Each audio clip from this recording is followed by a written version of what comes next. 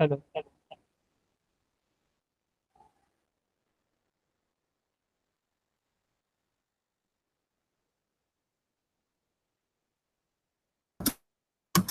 Yeah, hello, everyone.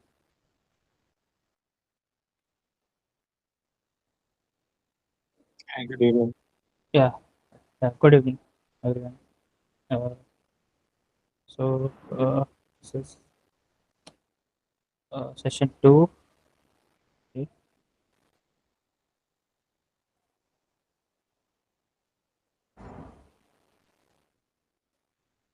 Earlier, like in last session, Swarnim sir would have covered from week 1 to week 5. Okay. I'll cover from 6 to 11. Okay. So, first let me cover the week 11 part because week 11 contains clustering only. Uh, and clustering and MLP, regressor class.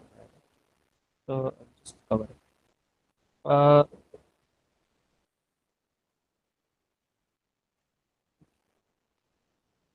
in clustering, uh, in our course, there are two algorithms are there. One is k-means, and another is hierarchical agglomerative clustering.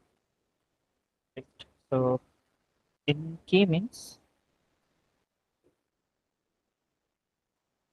what we do is we have certain, let's say we have a data set, right? Any random data set,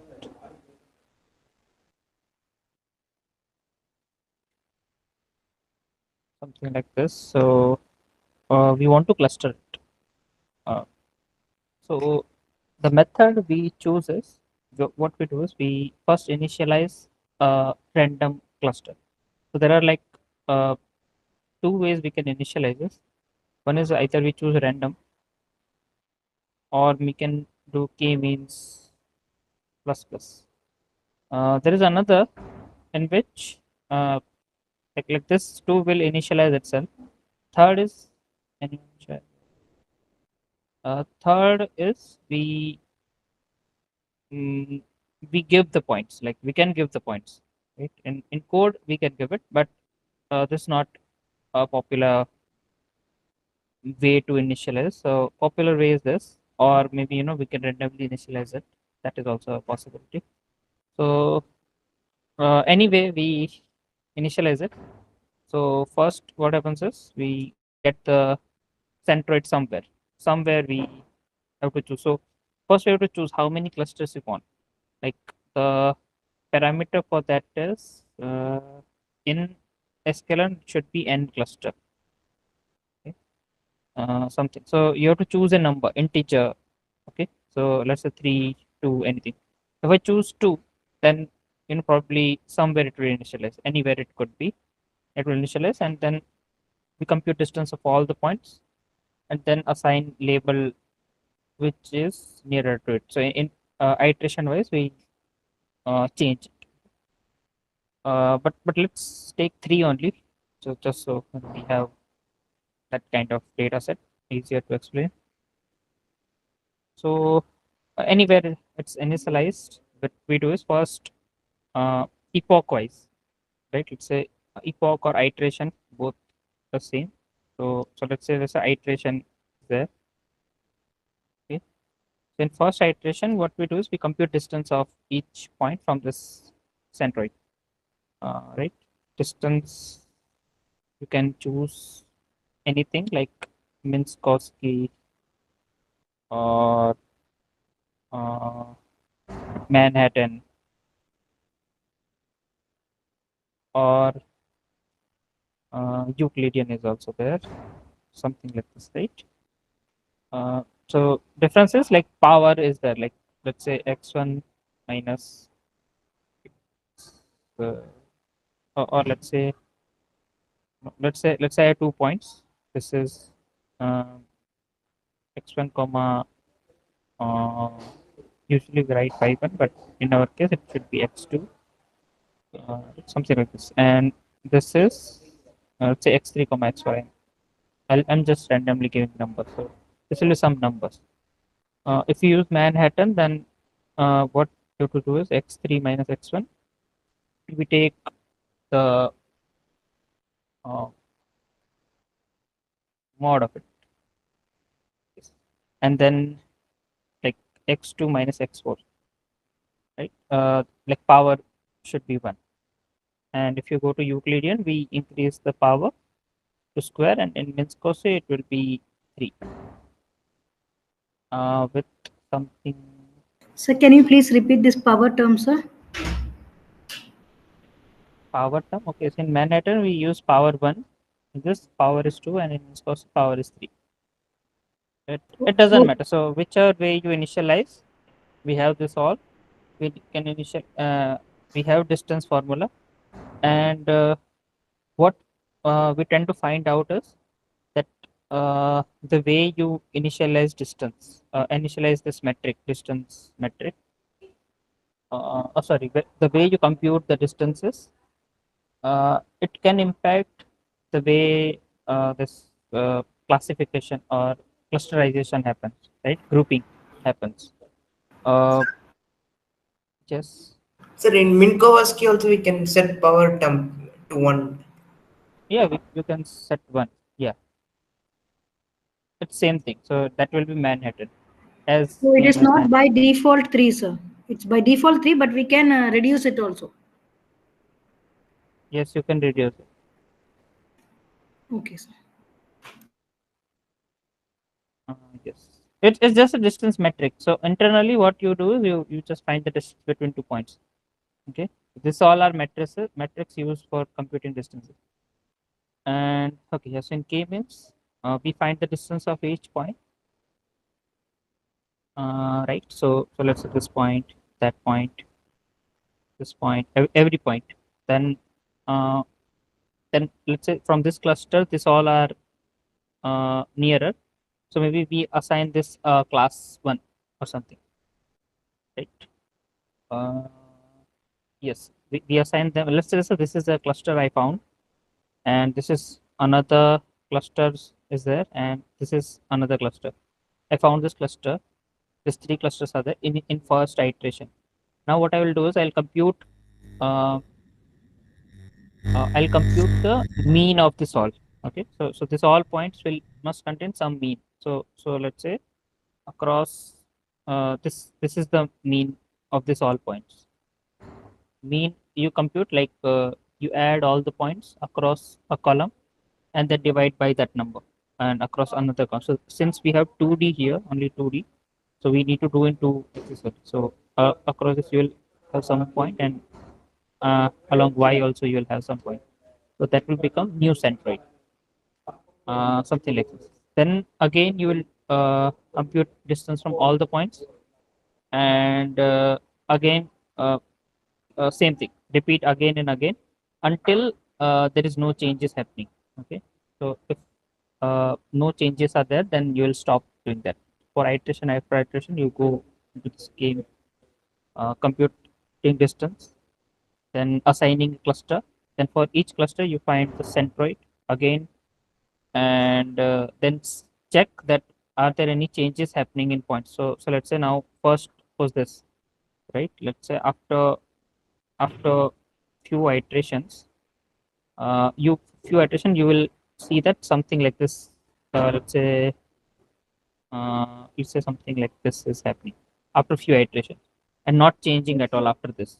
Not change, like possibly this could come here like so this will change actually. This centroids will not be this afterward.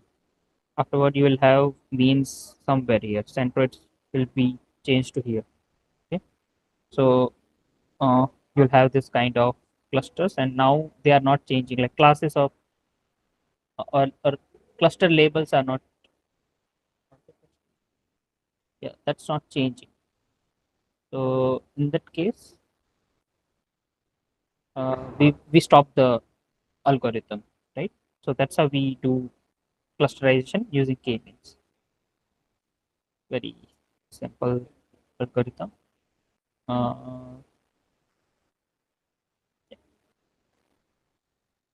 Then Sir, from one point to the other point in the cluster also, one cluster to other cluster also will take that point. one Sir, point to we'll set the cluster what does that mean? from one point from one cluster to the other point in the other cluster. We'll see Yes. that distance also. Should we measure this distance? Yeah. No. We not in this algorithm. K means only from centroid will compute. That happens in one another algorithm is called DB scan, which is not in course, but in that thing happens. Okay. From one point to another, but it's not in our course. For K means we Right. just compute between centroid. Okay. So, Sir, when we say inertia, it will measure within the cluster distance, right? That will be from the distance from of all the data points from the cluster's mean. inertia is square distance between the centroid and the points. And Sum some. of sum of square. So it's a sum of squared error, something like this. And we'll add it for 3 clusters. We will add it for 3 clusters. Yes. For here we have 3, so we'll add it for the all.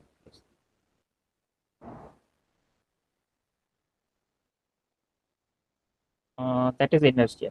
Correct. We call this as inertia in sklearn. Then we have hierarchical agglomerative clustering. To understand hierarchical clustering, what we do is so one second. From each point we go, like let's say we initialize that we have in this. First we don't decide how many clusters we what I'm currently explaining is, first you need to understand what is dendrogram. Okay. Dendrogram you have to create. So dendrogram is a structure like this. Okay.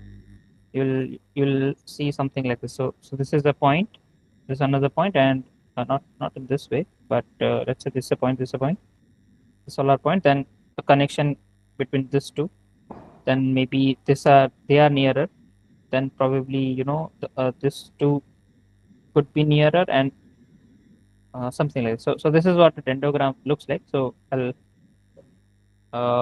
I'll explain that actually. So what happens is, in agglomerative clustering, first we start from uh, n clusters. Basically, we have uh, n clusters is equal to the number of points. Okay, is equal to number of points. So let's say in this case 5 points are there. Then from there we start from 5. Then it will goes to 4, 3, 2, and then the whole thing is cluster. So the whole thing is cluster, right? Something like so. So let's say I have this 5 points. Okay. First I'll say this all points are cluster in itself. All the 5 points are a cluster. Then what I'll do is I'll see that which are closer one. Let's say this two are closer. Then I'll form one cluster. Now I have 4 clusters. Right? 4 clusters. Then what I'll do is I'll again compute. So since this are 2 points, I'll take mean of this. So I'll take mean of this as a distance, and from mean. So this mean will become a 1 point. Let's say I'm drawing this same image here. So let's say this is a mean, and the rest of the points are here. So now you have 4 clusters. Then again, what we'll do is we'll compute distance between this cluster and rest of the points. So let's say if this comes out to be minimum, then we'll merge this, or anyway, like let's say this comes out Sir, to minimum. sir, I think this is slightly different. I may be mistaken, so just trying to understand. I think what happens is initially, let's say you have a cluster of, you have 5 points, so you Mm. will find the distance between each of these points pairwise, and then Yes, you'll choose the one which has the lowest distance least. and make that into a single point, like with a mean. But then after Yes. that, you redo the entire algorithm, which means again you find pairwise everywhere, not just between this and the rest of the points, but Uh, pairwise. And again, you keep on building and you keep on building to build the dendrogram after that. I think yeah, yeah. I think that's a Yeah, you are right. You're right. We compute distance between all. I kind of missed that point. So we do compute distance between all. That's how we all know that this has minimum distance, no? So what I was saying that this has minimum distance. How will you know? You have to compute pairwise. That's correct. So we have to compute pairwise each time. So from each point to rest of the points, we have to compute distance each time, and then only we'll realize that which has minimum distance. So currently I'm like explaining in drawing, so I said it that this has, let's say this has minimum distance, so we'll cluster this. But that is true. We have to compute for each pair. So, but once we do a clustering, we'll consider that whole cluster as a point, right? So we'll see, depending upon the algorithm, we'll see the closest distance or the maximum distance or average distance. Right? Yeah, yeah, depends. Yeah, so But there are we'll like take the whole cluster as one point, right? We'll not individually look at the points in each cluster. mm, individually not look at the cluster. Yeah, yeah, yes, correct. That also. So this, should I take average or should I take the so there are like uh, 3 4 types, like single linkage. There are like single linkage, and there are like average linkage. Another is one complete complete linkage. linkage. Complete is And there. I think Ward is also there. I'm not sure. Word linkage is there. So word linkage, yeah, it's there.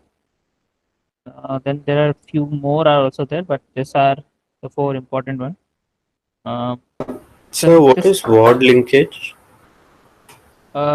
it's so let's say for single, what we do is we find the, let's say this is a cluster, and these are points, and this two are clusters. So in single, what we do is we take the minimum distance between 2 points. So let's say this could be minimum, and we take this as a to make the linkage, right? So let's say I have another cluster like this. Then we need to find the minimum distance from the nearest point. So let's say this is there, and this is D1, this is D2. So which one should I pair first? Like, should I pair this, let's say A and B and C are there? Should I pair or should I combine A and B, or should I combine A and C? So this decision will come from this linkage part, right? So depends on, if D1 is greater than D2, then you'll have this pair A and C, right? So this is single linkage, and average linkage, you take average of this all, means compute distance of each point from all the other points, and then for rest of the points, then you take the average, and then uh, same thing, this which has least, you go there. Complete, you take the farthest point. So let's say this is the farthest point and this is the farthest point, you compute distance between these two. Okay, same way in word, uh, it's not that straightforward. There is a complex formula for this. So it takes something in variance and something all in picture to compute this linkage. Okay, so uh, what is like a formula is there which is being used to compute this distance. So we'll see the within cluster variance, right? For different pairs and whichever has the lowest will, that is what linkage, right? Yeah, could be. I am not sure. So this word, I'm not sure, but this is a little bit complex formula that you have to go through and to find the linkage. So it will form clusters with the lowest variance between each point. Is that the word linkage? Yes, could be. I am not sure. So this word Okay. linkage, I am not sure. Okay, you can read it. So there is a formula for this. Like this average we take, single we take, least, the farthest point, something. So that method, some method is there for this also. Okay, link word linkage. Okay, and this word linkage is actually popular than this three. So maybe you can look into it.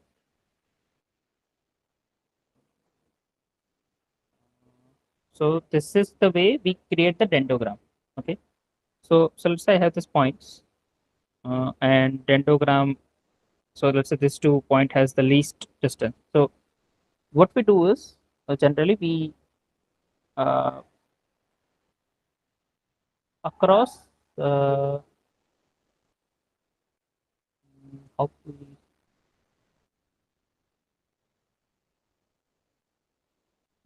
yeah. So what we do is we have these points. Okay, this all are ordered, and y-axis we keep distances.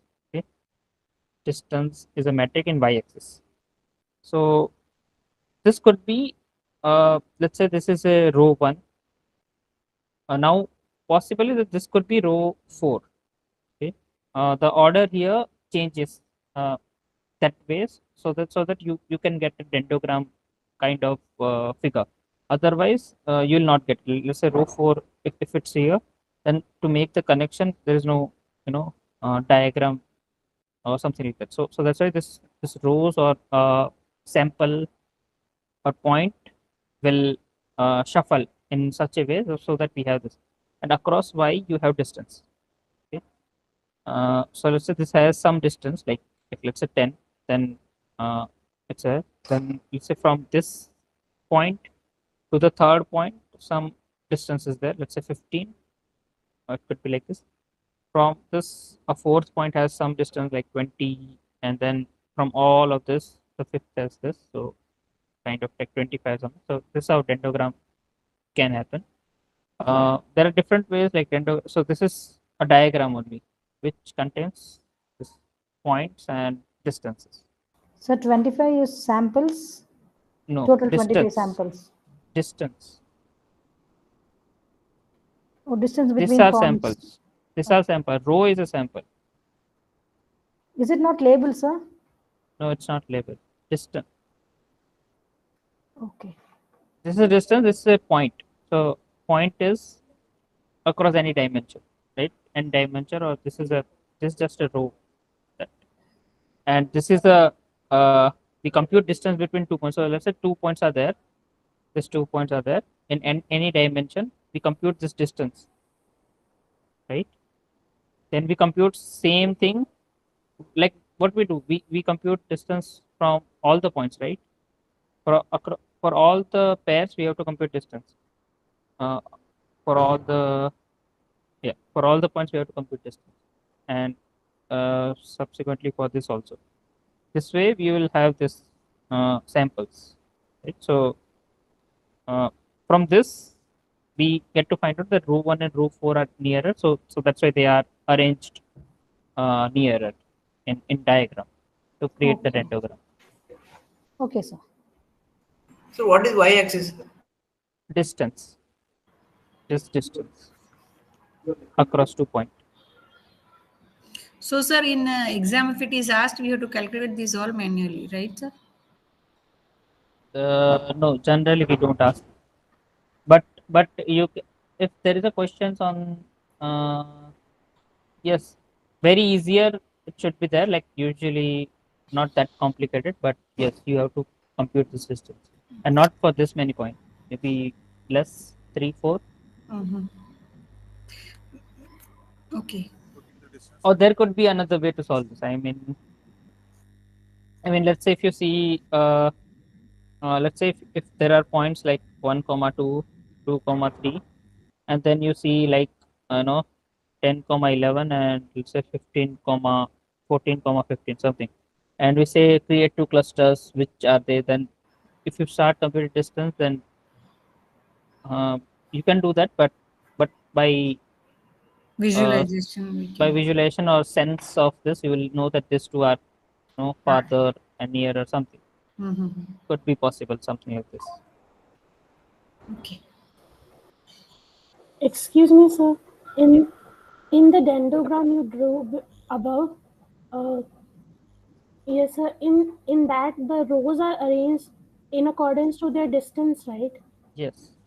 But they all are at the distance like below 10. No. Okay. No. These are just points, representation of points. This crosses has no meaning. Okay? Generally, what happens is that every time you pair something, it comes subsequently in like left to right. Yeah. From So left to first right. 2 points, yeah, yes. So we always take average of the first dendrogram of the first two merge cluster and then consequently take average every time. Yeah. Average or this all thing. Single linkage, averaging, complete linkage, word linkage, something like this. Okay, sir. Thank you. So the distance between the first 2 points is 10, right? From the graph. Yeah. From 10. First point is 10. Now we have to 10. see where the two lines join, right? And see compare it with the y-axis to Why? compute the distance. Yes.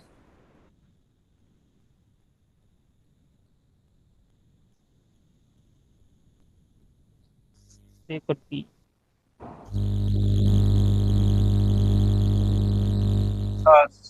Sir, is it possible to solve one example on Uh, creating maybe a simple example?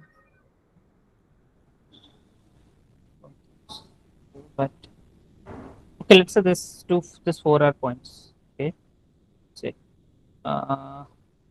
now let's say if I draw them, uh, one. So this is x and y, right? So 1 comma 2 could be here. Let's say then it's a this x. So this is x1, 1 point. This is one, and this is two, and 2 comma 3 could be here.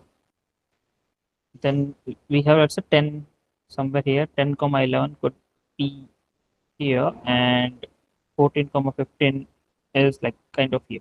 So these four are points. Okay, and or maybe I like dots somewhere, something.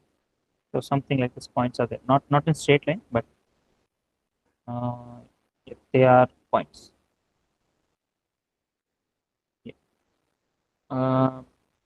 Now what we do is first we start from n equal to 4.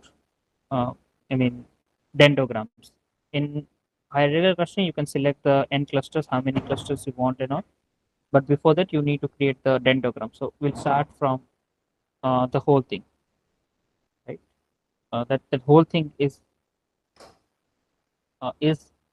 no, not sorry, not whole thing. That's another way. Each point is a cluster. Each point is a cluster in itself. Then what we do is we compute distance between each pair. So let's say this first pair is there. So uh, let's say I take Manhattan distance. You can choose the metric. There is an option to choose the metric, but I'll choose Manhattan. And let's say from first to second point, the distance will be 1 plus 1. Right? So 2. And from first point, the third point distance will be 9 plus 9. 9 plus 9. Like 10 minus 1 is 9. 11 minus 2 is 9. So I'll have 18. Then from first point to third point, the distance will be 13 plus 13. Right? 14 minus 1 plus 15 minus 2, which is 13. So it will be 26. I have this distances. Uh, then from second point, I have to compute distance for the other two, right? Because I have distance for this now. So I don't need to go backward. I only need to go one side.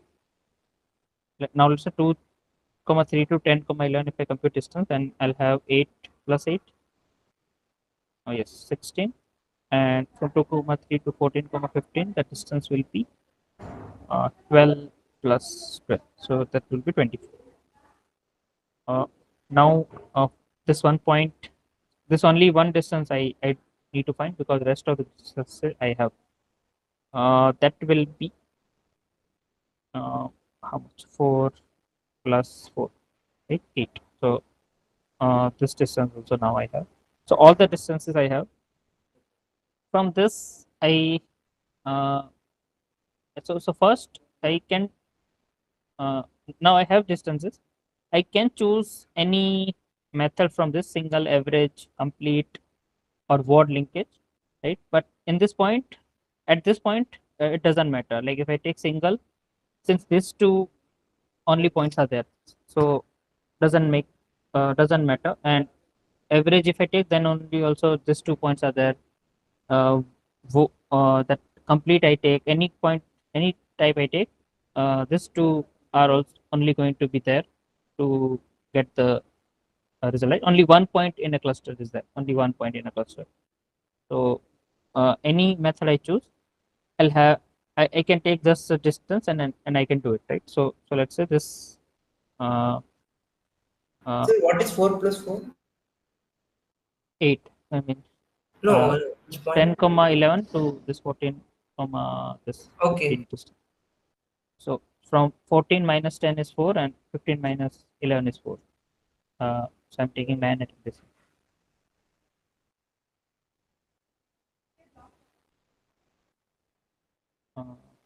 Okay. So that is 8. So from this part, we get know that these 2 points are nearer. So let's say this is the one, right? These two are that. I mean, even if you don't have diagram, uh, you can see that this has the least distance. So that's why we merge this, right? We merge this, and now this is our cluster. So now we have 3 clusters, 1, 2, and 3. Now again, I have to compute distance from this point to this point. But let's say if I take single linkage as a option, then what I have to do is I have to find uh, the nearer distance. I have to consider the nearest point. So from image, I can see these 2 points are nearer, uh, but otherwise I have to compute distance from this point to this, and this point to this also. Both the distance I have to compute, and I get to realize that this is the nearer one. Okay, this point. So I'll consider only this distance only, this one distance for linking. And this distance we already know from this one, not here, but this one, 8 plus 8, 16, right? This is a 16 distance. And from this point, this distance is 24. From this computation, 16 has lesser value than 24. So what will happen is this will get clusterized, this 3. Right? These 3 are now in cluster. No, sir. But sir, I think what you 10, will do 11 is and 14, 15 will get clustered, right? yeah. So Yeah, sorry. first point 1, 2, and then points 3, 4 will get Correct. clustered, and then 1, 2, and 3, 4 will get Correct. clustered, and then This two will be there. yeah. Correct. Since And this two has then the 8 combination distance. will get clustered. Yeah. Yeah. This two has 8 distance. So this two will be a point, a cluster. And then from this 2 points, like this is the minimum distance. So Well, there this is two only will one get option. yes, one option. Yeah, then only one option. Yeah, correct. So the thing is, what we'll get is like something like, x. This is like a p1, p2, and we can actually put them in order, since what will happen is this 2 has 2 distance, say, right? This 2 point has 8 distance, so this will be little higher than this 2. Then this both will link in itself. So something like this, clustering, a dendrogram of this kind will form. Like this 2 has 8 distance and this 2 has 2 distance, something. And that is 16. This is not 16 actually. Yeah, it can be 16. Yeah, it is 16 actually. From single linkage, it's the 16. Yes. So compare this dendrogram will have, and when you set uh, in hierarchical, like in sklearn, you can set how many clusters you want, like 2, 3, or max is 4, since we have 4 points. So it will be become, but let's say if it's 3, then uh, when will 3 happen is here somewhere, right? If I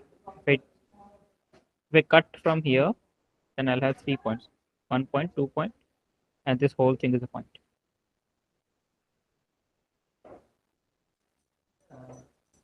Or we can go like this also.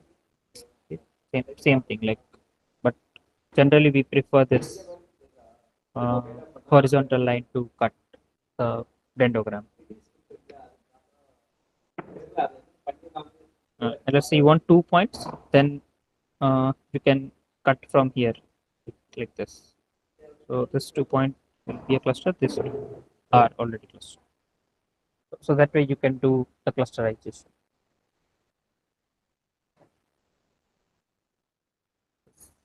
Hierarchical agglomerative cluster. Okay.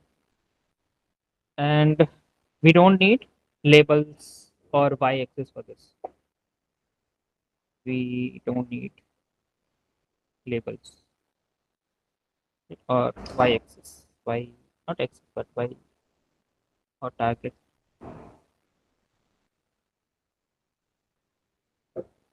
Okay. Yeah. So that's, I guess, all for clustering. Maybe we can check sklearn documentation just for uh,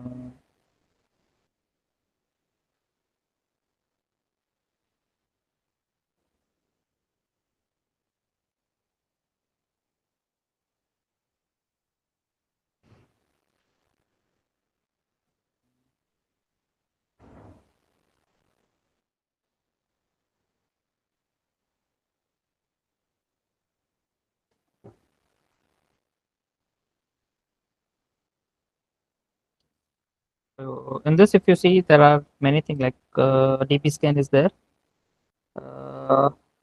but another are also there. You can look into it, but for our course, it's like we have this hierarchical clustering and k means, right? In k means, if I show you that, then you can choose n clusters, right?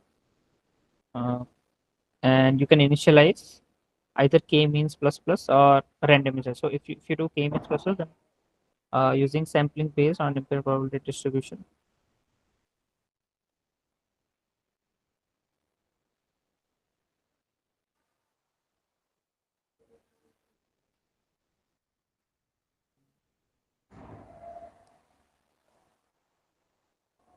No, it will assign the initial clusters which are far away. Yeah, that is vanilla k means plus plus. Correct. They are using greedy k means plus plus, which is so they are actually plotting distribution points for that, and from that they are uh, able to find the points. Okay. Uh, the farthest is vanilla k means plus plus. Correct. We do that. Okay. Uh, and random is somewhere, anywhere it will So what is generate. the greedy k means?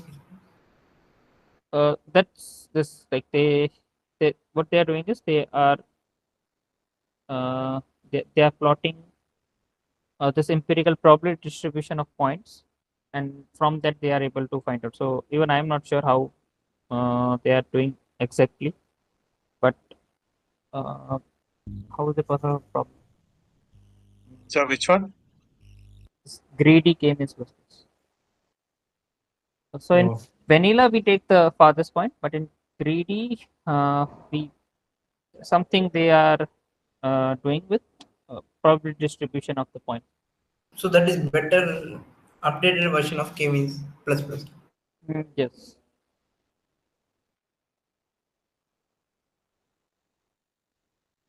Greedy k-means. Uh, then we have an innate number of is done with different centroid seeds. Okay, you can set this to either auto or integer. It's the best output. Sparse high dimension data.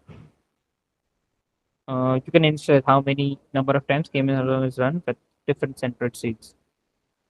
So see if you use initialization as k-means plus plus or anything, I don't think so. We need to set an integer or anything, but if it's a random, maybe we can change it to mm, some number, high number or anything. But auto, we don't change anything in this. Usually, we let auto to decide how many initialization we require. Okay, iteration you can find. So how many forks you can do maximum. It could converge in less than this also. Right? Then we have random state, verbose, fine. Then there are like algorithm, can be okay. Uh, Maybe this two are algorithms are there.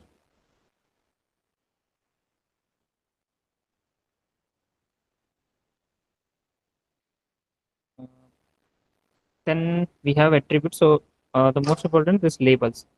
That what label assigned to each point, right? So this you can get from labels. Cluster centers you can get, so where centroids are there at the last iteration. So after last iteration, you will have it. Then inertia. So inertia is sum of square distance of samples to the closest cluster center. So whichever point is there, and the cluster center is there. Sum of square distance from that weighted by sample weights if provided. So if provided, then only. But generally it's this thing. Sum of square distance of sample to their closest cluster center. Right. Number of iteration run. So do Okay, we need fine. to calculate inertia manually? No need, no, sir, during No, exams? no, no, no, no. You, it's not possible. In Yes. exam, no. Okay, okay, sir. So in exam, then in hierarchical clustering,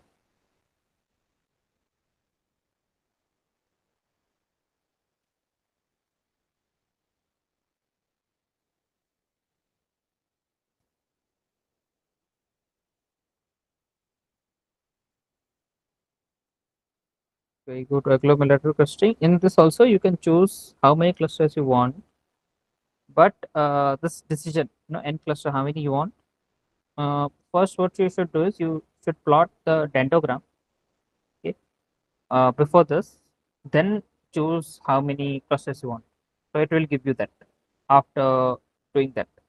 Let's say if you yeah, so in this we have actually one option is we can plot this dendrogram to find the end cluster.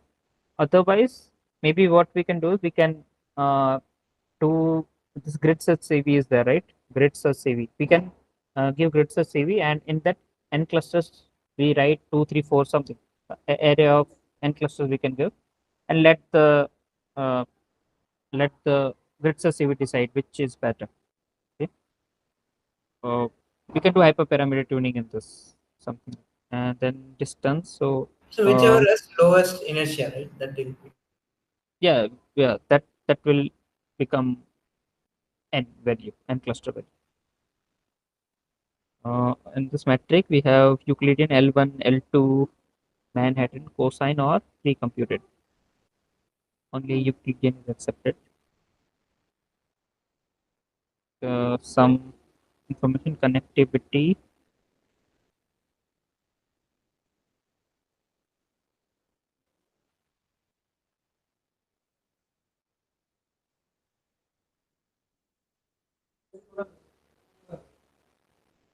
Compute full tree. Yeah.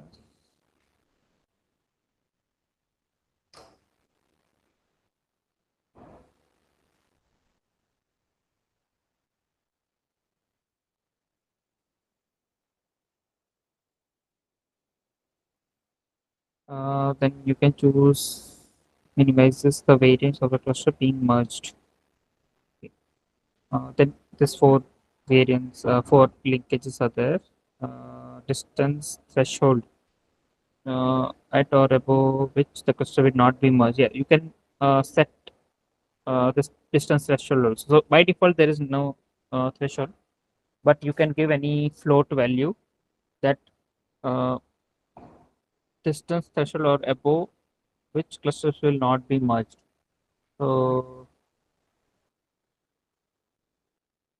yeah, you can, let's say you set 0. Let's say you set 0.5 or taking an integer or float. Let's say 3.5. You set it. Okay, 3.5. I'm taking float because it's there. Then if a distance between two uh, is greater than 3.5, then will not consider them as in similar cluster or one cluster. We'll definitely make it as a different cluster. Okay. This could be helpful if you know about the data. Like you need to have information about data. Then only you can set this distance threshold or not. Somewhat you need to do EDA to should I give it or not. So below that, it not. No, No, actually, above. sir, that distance is that you remember that cutoff line you drawn in white? Yeah. That is the distance threshold. So it Yes. says that two clusters will be linked or 2 points will be linked together only if the distance between them is less than the threshold. Otherwise, If they will not be linked. because no, say, it says link distance threshold at or above which clusters will not be merged. Yeah. So they will not be linked together beyond Yes. that threshold. So that white line you drew is what this distance threshold is. White line. You remember I in the yeah clusters you had drawn a, this is that yeah. line. I mean, I have implemented this for in an internship before, and that's why I know Okay. it. Just But that, that's I mean, it could be anything else also, right? I mean, that white no. line I'm is saying the one of them. I'm explaining that in terms of visualization, but the reason is exactly what you said that you may not want two sets of points to be together if the distance is more than that because you know through EDA that those points Yeah. have very different characteristics. So you give a threshold saying that if the distance is more than 3 or 4 or 5, then do not link them together. Yes. So it is like indirectly setting the number of clusters, right? No, it Not is number it of is clusters, but affinity. Yeah. yeah, not number of clusters. Number of clusters could be anything. We don't know, but we want some points. Let's say if they are nearer to each other, but we want them in a different clusters. So that way, that point, if you want that, then only you can use set this distance there. Number of clusters could be anything. No, sir, because of this distance threshold, the Mm. total we may not meet the number of clusters requirement also, right? Like it may be we may have less than Yeah, the number of uh, clusters. less than number of cluster. It says now n clusters should be none. If you set distance, you cannot set number of clusters. It is written there right in front of you. Yeah, must be none. Yes. Yeah, then n clusters Yeah, must be. now it's okay. I understood. Okay. So then, yeah. computational memory over. Okay, compute distance.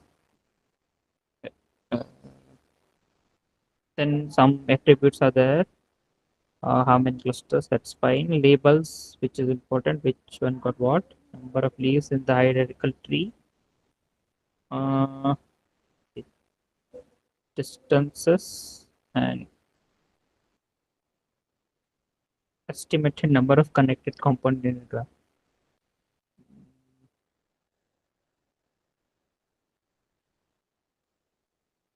Yeah, don't worry, like this n component, n connected components, or n leaves, or about this hierarchical tree. This labels and this n cluster.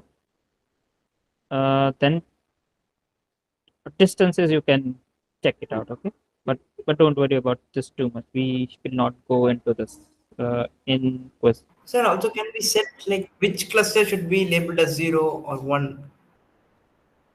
No, That order. that is not possible. You can pass the labels, but that's not. I mean, you can, sir. You can pass a list of labels Oh, later. is it Later. I mean, there are later? methods that allow you to label the clusters Okay. depending on the number. Method. So there is one Which attribute called labels also. okay. Not used, present here for API consumption and by convention. Okay, not used, ignored. I'm not sure. I never done it, but you can't. I mean, uh, and with method, I'm not sure. No, it will give you an output of labels. Label it should be labels underscore, I think, as an attribute, Yeah, that not a is method. I'm getting it. That So is attribute. now, if you scroll up, I saw that. Scroll like this. In the parameters. Parameters. Okay. In parameter, no, Yes, it's not. this below. No, attributes. Attribute. Okay, Yeah. attributes. Is that Label. labels underscore? No, that will only give you numbers 0, 1, 2, whatever label a data point got.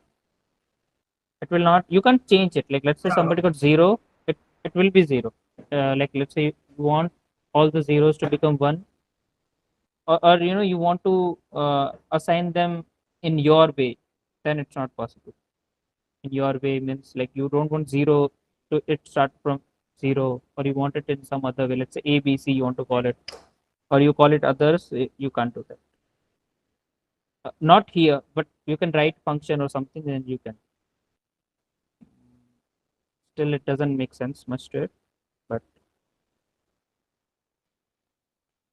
okay. Okay, this is clustering. Then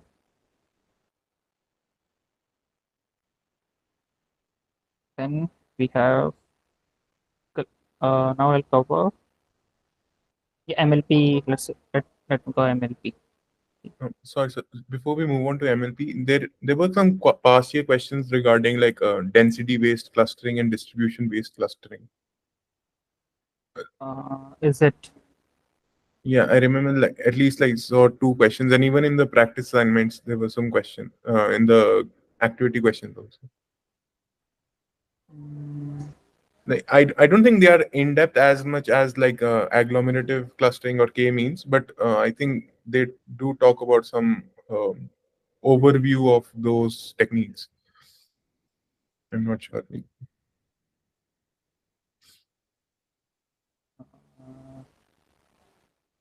So how should I check that? Sir, in the Density PYQ, there based. was a question on DB scan and density based as a MCQs or options, not numericals, but just generally that out of these, which so the one is I remember one question saying that what are the type of linkages that are used, then which one is the density based clustering, so that will be the question, and DB scan was given as an option and so on. So I think the question here is that part of the syllabus, not part of the syllabus? What should we do? No, that is not part of syllabus. DB scan is not. Maybe they mistook it that time or something. Okay. But it's But not now part it of is no syllabus. longer there. No, it was never in the course. But Okay. maybe whoever created the question mistook it or created it. But Okay. DB scan is not there. Okay. Actually, Just does that two answer your question? Only these two are there: this K means and the agglomerative clustering. Got it, sir. Thank you. Okay. Now shall we move MLP? Let's see if I have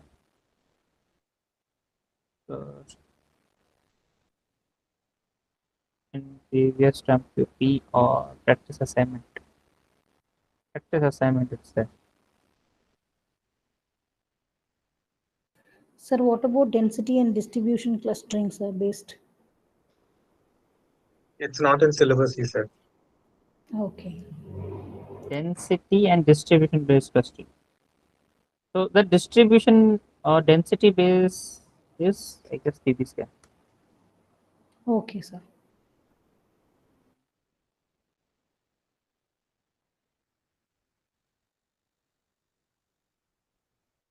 That the DB scan is density based spatial clustering of application with noise, right? So that is DB scan, which is density based clustering, but it's not there in the course.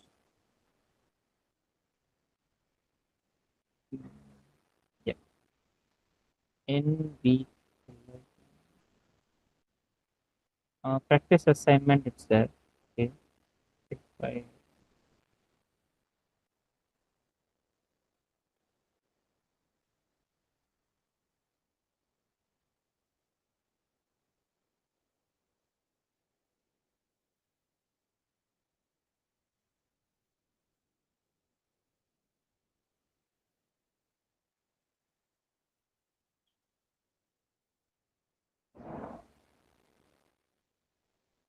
I don't see the practice assignment. Maybe activity questions which are in week after the video.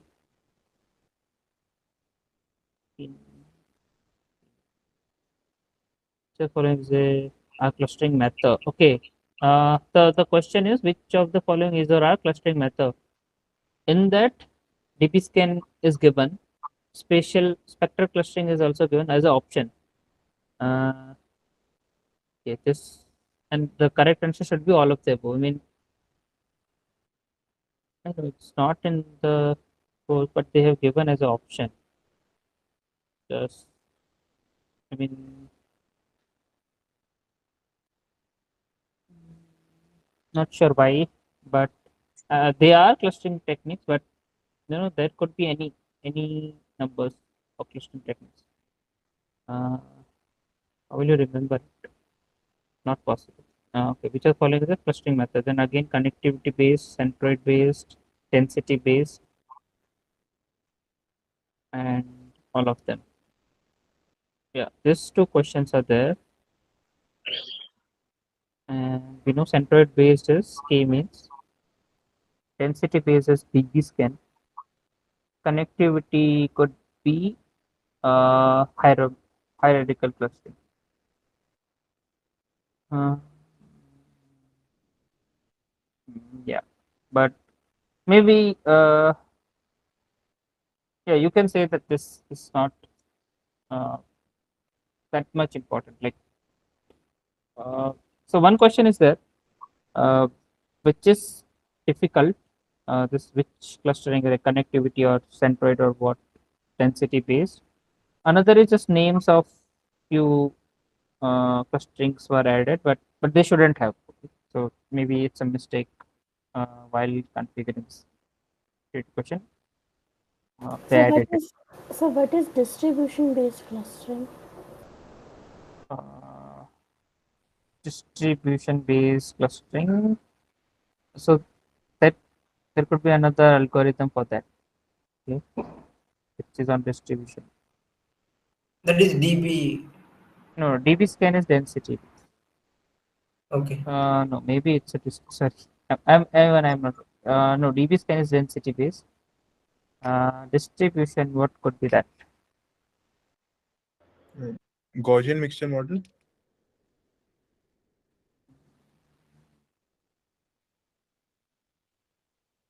Okay.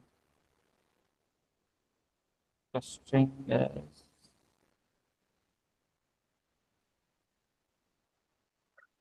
with statistical characteristics. Okay.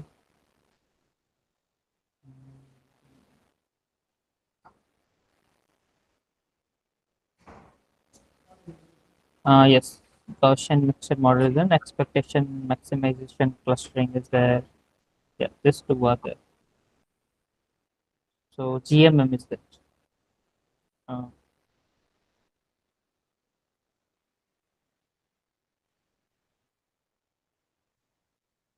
Sir, also is connectivity based clustering same as hierarchical clustering, based clustering? yes.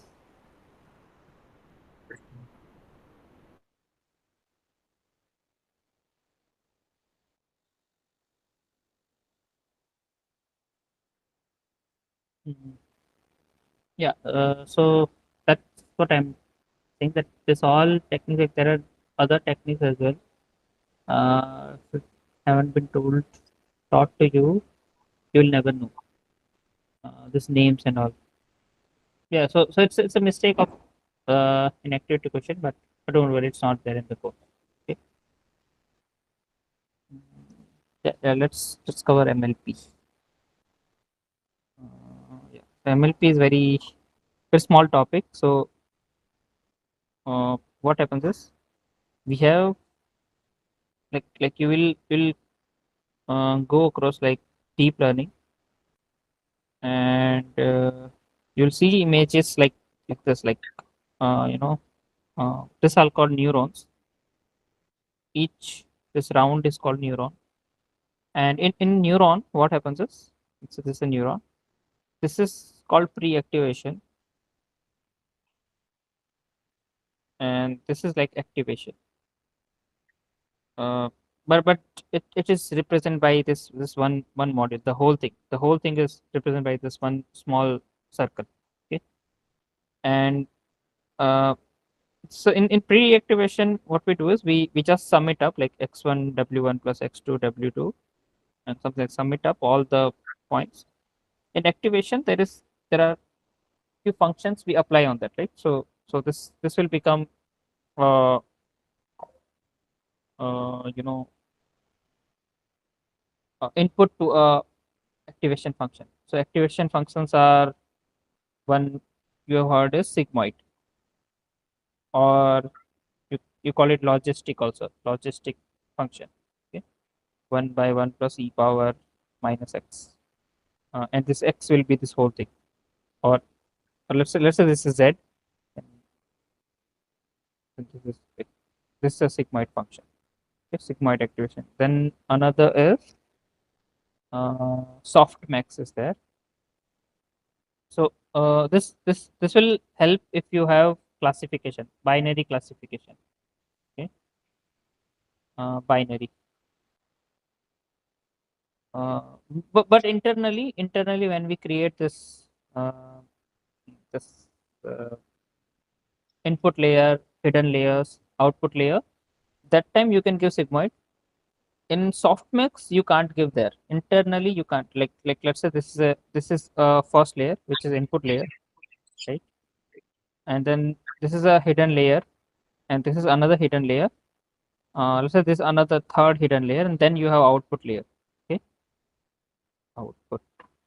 So from uh, input layer to this you will hidden layer. In hidden layer you can apply sigmoid. That's okay. Uh, but you can't apply softmax here. Okay. Uh, softmax is only applicable in output layer. So here only softmax you can apply. Otherwise, you can apply sigmoid here. Then another activation functions are ReLU is there. Yes, ReLU is there. Okay. Rectified linear unit or something like this. So the graph of ReLU is something like this. So if it's less than 0, then make it 0. So -1 is there. Then make it 0. If it's more than 0, then whatever value is there, whatever like x. Okay. So either 0 or whatever value. Then another, like many form of this ReLU are there: PRELU, ELU, GILU. It just, the list goes on, but don't worry, we don't have that much to know, but just know that ReLU is something like this. Okay. Softmax is if you see softmax, what happens is, let's say I have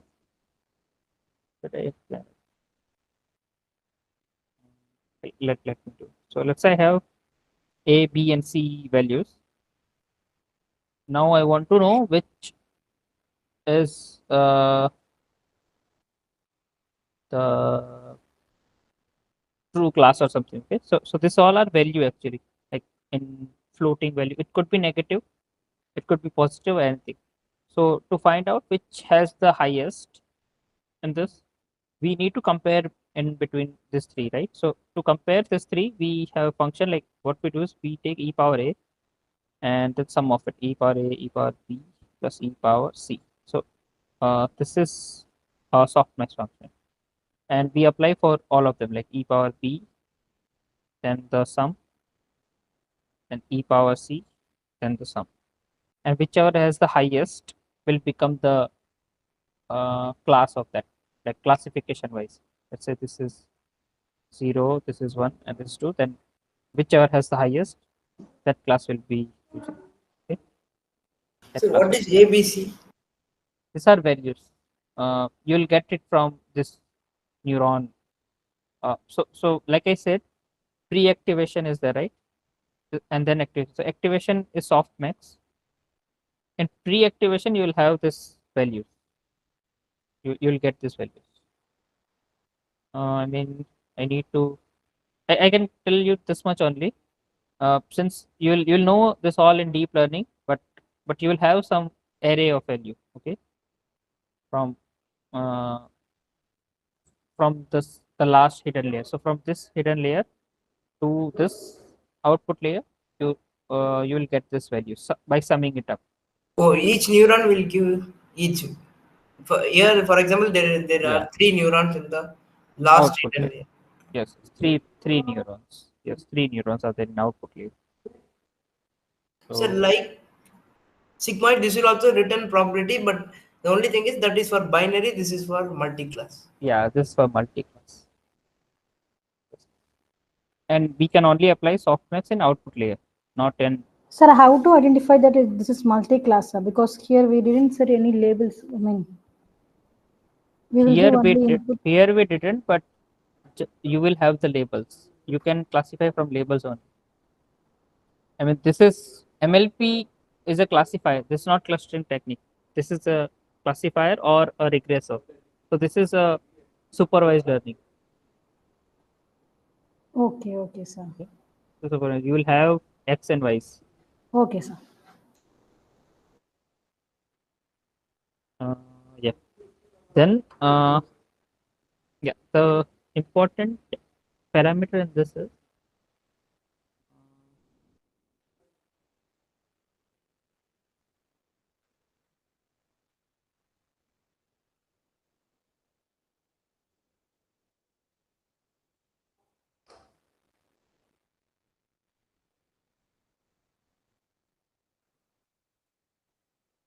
this hidden layer size. Okay? This is the important one.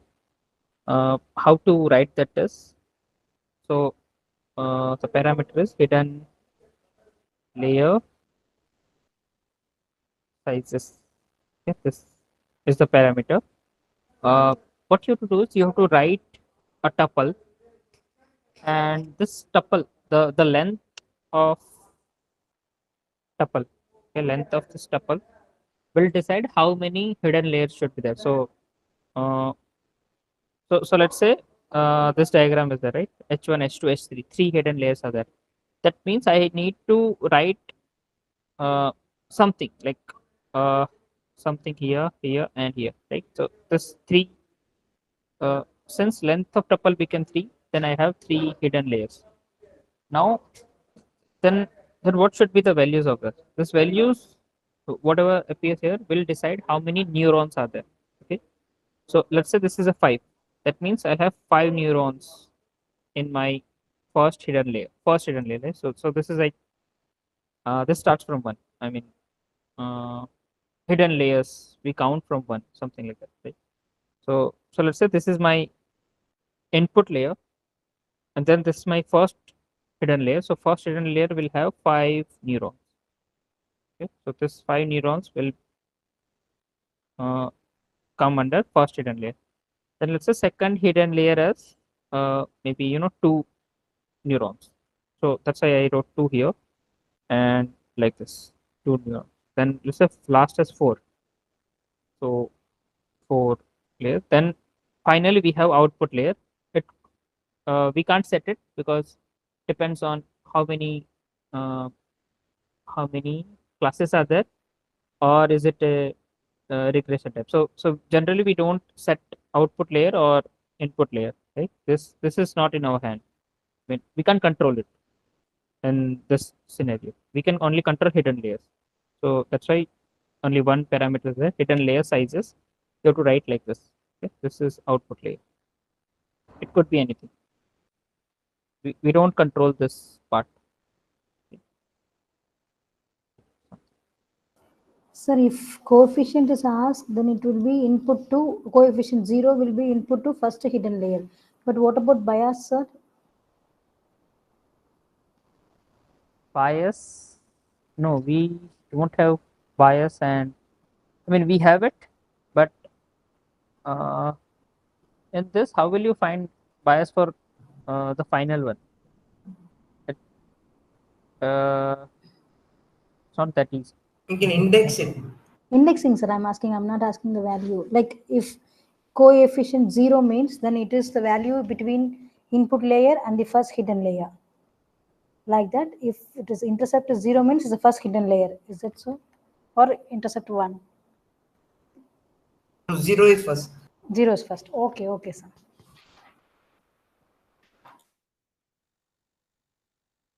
So could you just scroll up slightly, maybe 2 lines up?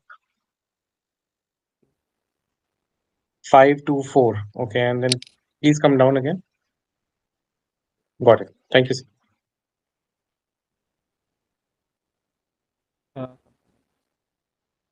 So how do we set the activation functions for each layer? Uh, in this, we can't. I mean, in sklearn, we can't.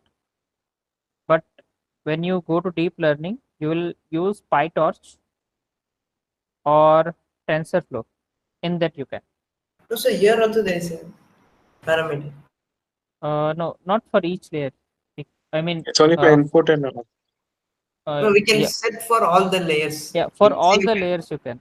For all the layers, you can. For H1, H2, and H3, for all, if you want to set, you can. But let's say for H1 you want sigmoid, and for H2 you want ReLU, then not possible. For in sklearn not possible, but in PyTorch you can do that. Okay? How to do that? That you can do. Yeah. So this activation is there, right? You can choose anything. So that will be given to activation functions for the hidden layer. So all the hidden layers.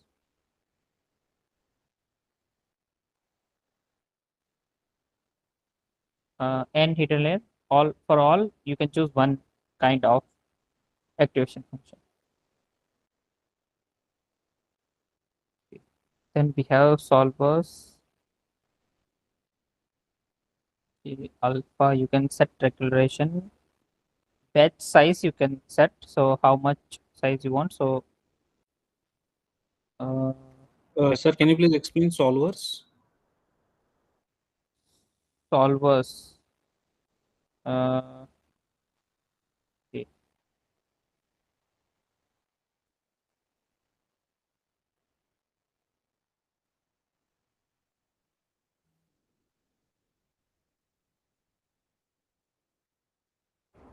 Stochastic.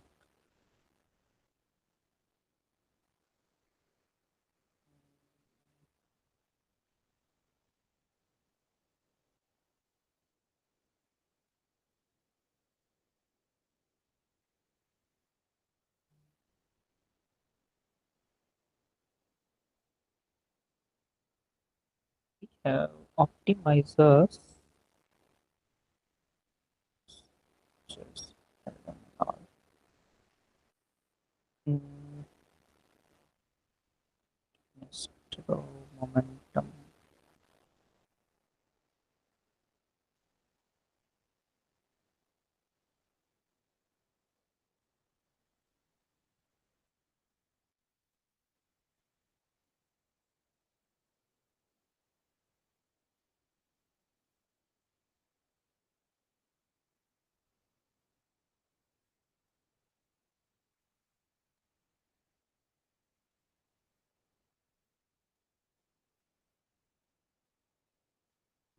I'm not sure about the solver, how to how they come into play. So optimizers are there.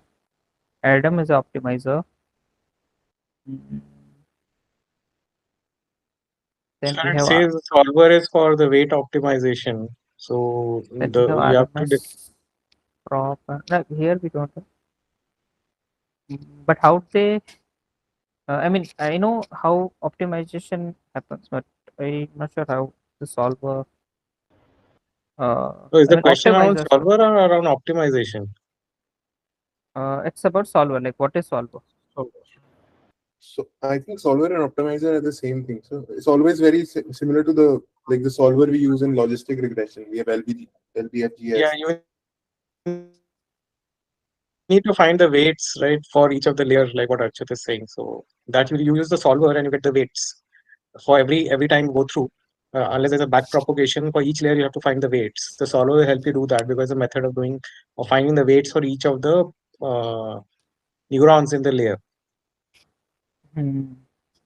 Yeah, SGD is like we move in the opposite direction of the gradient of this loss function, like SGD. I don't know, Prashant, don't mix the working of the solver with the function of the solver. So first we figure out what the solver is for, then how it works is a separate thing, right?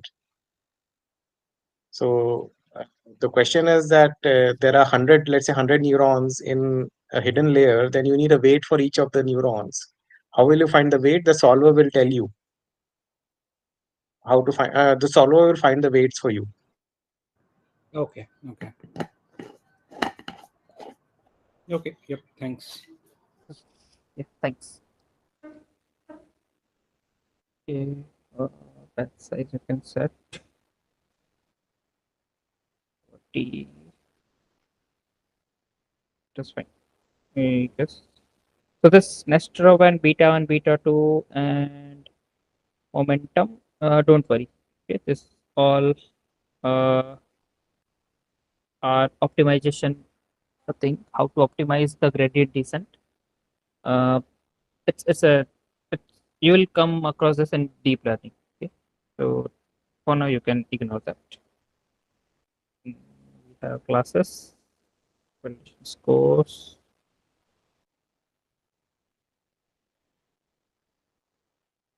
coefficients.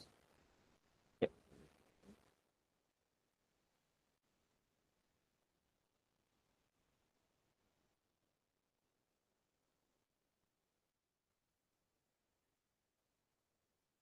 we're talking about this coefficients and intercepts.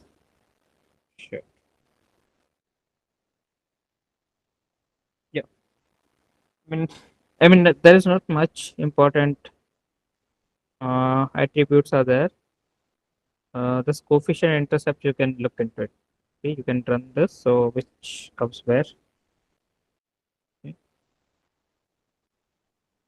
Yeah. In similar way, we have this MLP regressor. Same thing. The only difference will be in what will be the output activation function. So in this output activation could be sigmoid or softmax. In that it is going to be uh, linear No identity. identity. Yeah, identity. But we cannot set it, right? It will automatically set. Yeah, it will automatically set in that. Just we can't control that. Everything else is same. Correct.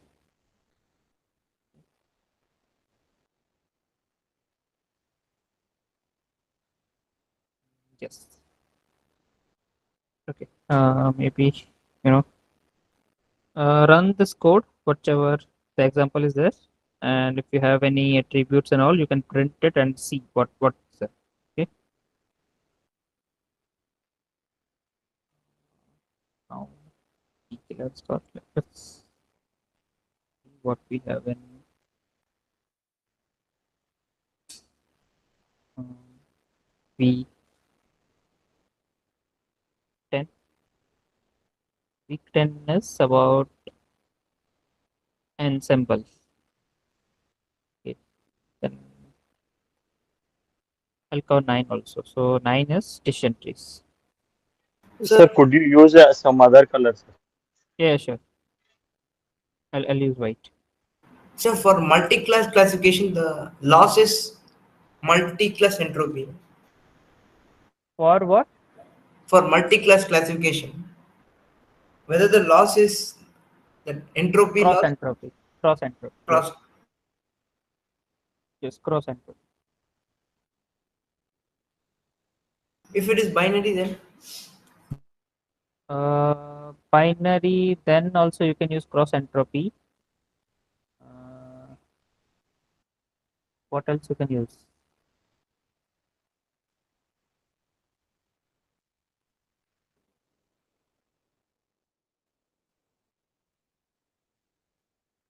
We use that only, cross entropy.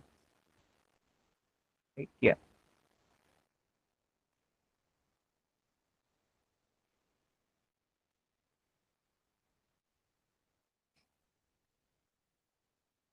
Yes, we use cross entropy. for multi-class there is some sum of that some Sum of what what? the sum of cross entropy for each class. No, cross entropy. The function itself is like that, so you'll have the sum like that. Okay, sir. So we will not be asked to calculate that cross Cross entropy, entropy. right? No, no. Okay.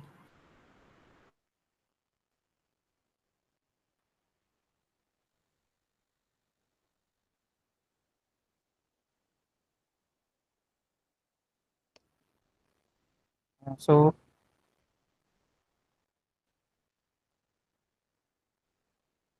so first is decision trees. So in decision tree, we uh, we have one column on which we make a decision. So decision is usually like, is this a column less than some number, less than, greater than, something like this. So this is the question generally we have, right? 0.5 or something. Something. So this is a question. Uh, we judge this question that this question is a good or not. My screen visible. Yes, sir, it's visible. Am I writing anything? Is Can you see it? So, yeah, you are scribbling. Scribbling. Okay. I can't see.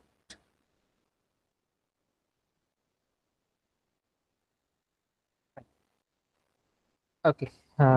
Column. So is this a good question or not?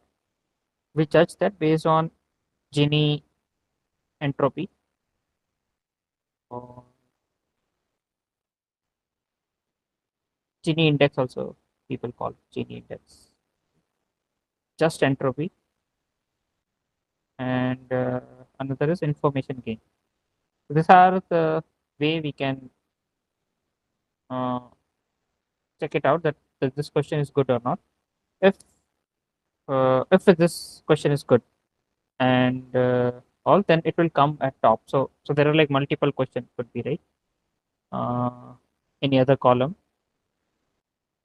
has some value. Then third question could be some. So this all question, which question is the best? You can decide based on this thing which has least entropy with better choice. So then uh, so that's way you choose which question will appear at top. So that question will appear top. Then you will, if you have the right uh, whichever sample is satisfying the condition. Like, so the condition is that column value, that column filtering. It's kind of filtering. That column is it less than 0.5? Yes, true. Then whichever sample is there, all the samples will come to left side. So this is like right choice and not right, but right condition. And this is wrong condition. So wherever condition will fail or it's wrong, then it will go to right. So all the samples will stack here, right? And all the right sample based on the decision will stack here. So this is only one decision. Then on all this sample, again we'll go and find the best question to ask on this Gini entropy, Gini index entropy and information gain, which is its index.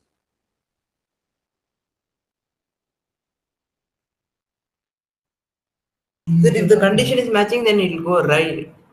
It will go left branch. Right? When it will go to left branch, yes. Okay. So, sir, from root node to next node, the entropy value will increase. Should decrease. So entropy is the, you can say entropy is the incorrectness or something like that. So since it's there, then that is not good, right? We want to reduce the incorrectness. You can consider it as variance. Yeah, variance or something like that. So it is based on the proportion of ones and zeros.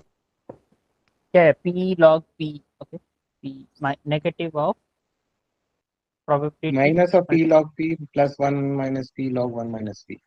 Yeah, for binary case. Okay, so Gini is like summation of minus. So, sir, what I'm asking is, you told that whichever has least entropy, that will be appearing on the root node. Yes. To find good, which is the good question. So if it is so, then the sub nodes will be having greater the entropy compared to the root node. That's what I'm asking. Yes, but see, for this question, the first question, let's say this question, all this question, this all three question, the samples were, let's say 1,000 samples are there. For this all 1,000 samples, we asked this question. Yes, sir. For all three, it's true. Now, what's happening is, let's say this is root node. Okay. Here I had 1,000 samples. I asked a question. Okay, any question is there? I asked. I split my data. Now let's say 600 came this side, 400 went this side. Now again I'm asking question is only for 600 this samples. Yes, sir. So I can't say that the Gini or question asked here as anything with it should be less or higher than this question, because these questions were decided when all the samples were there. Okay, okay, sir, got it. But generally what we say is entropy is reducing by as Level we by make level. addition, the entropy is reducing. But Okay, if you see the entropy here, this will only give you for the 600 samples, not for all of them. At this node, you will only have for 600 questions, not for all of them. Okay, sir. So yeah, and one more thing is, this is called root node. Yes, sir. Where it starts. These are called child nodes. So usually we call this the left child.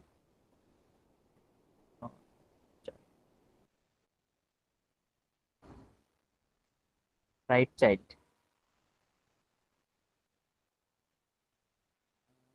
Then at last, when there is no further split, is there.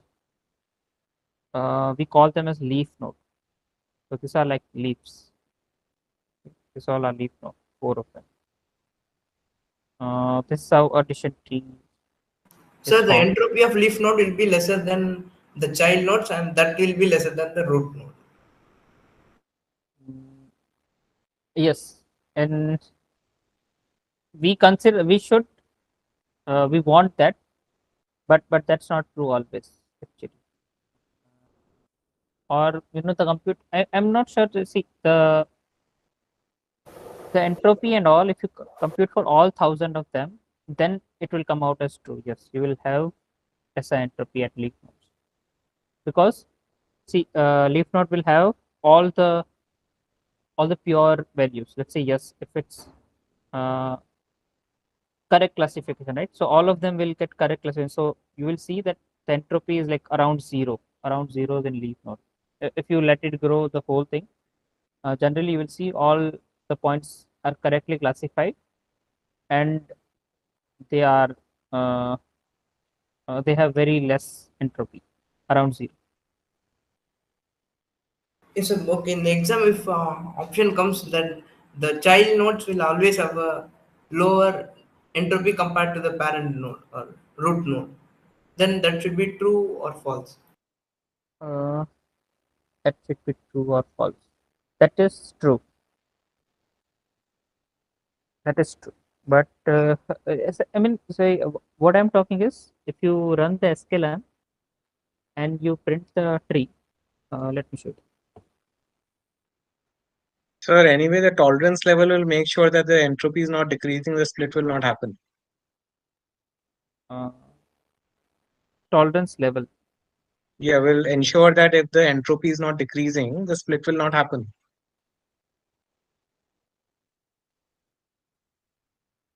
So in decision tree, you have tolerance levels, etc. So that will make sure anyway. Yes. Yeah. A split will not happen. Correct. If entropy is not reducing, the split will not happen. Yes, so then always it will be less. Yes. Is decision trees considered as used for clustering, sir? Because in some options it said yes, some said is no. No, no. We don't use decision trees for clustering. Clustering. Okay, sir. Yeah. Maybe hierarchical that dendrograms are there, no? Yes, sir. Has a shape of decision tree. So maybe it is coming from there, but no, we don't. If it's a But decision generally, tree, decision trees are not used for clustering. Is that so, sir? yes. Okay, okay, sir.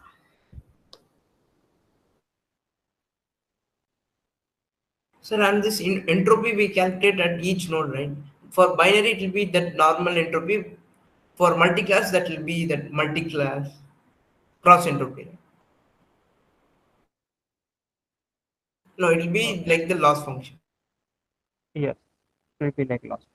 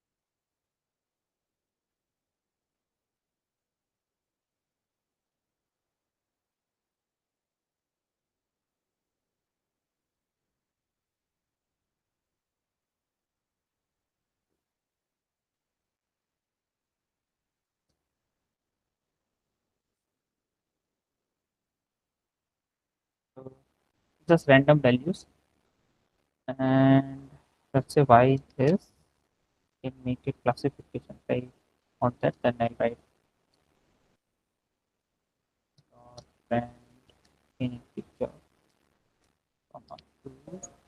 I want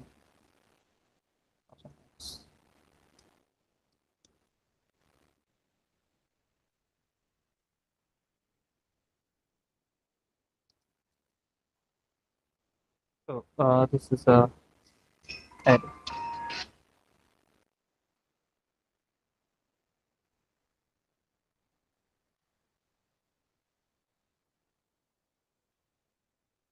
Okay, so let's say from Kiran dot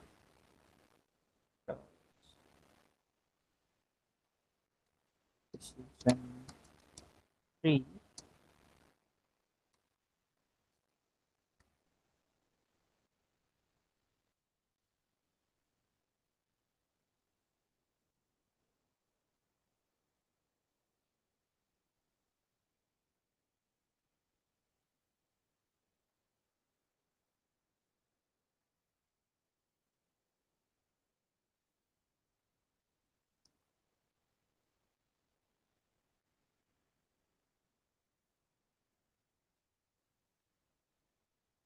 Actually, Iris is also a good example. Take that Roswell score. Iris will start there. Classifier.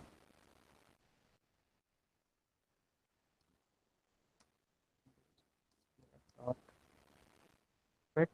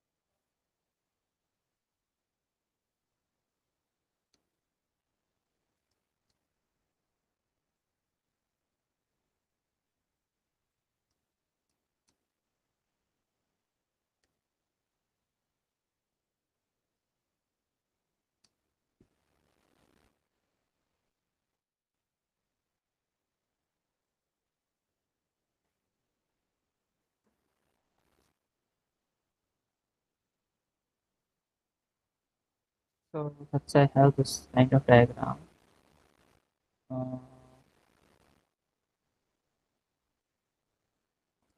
But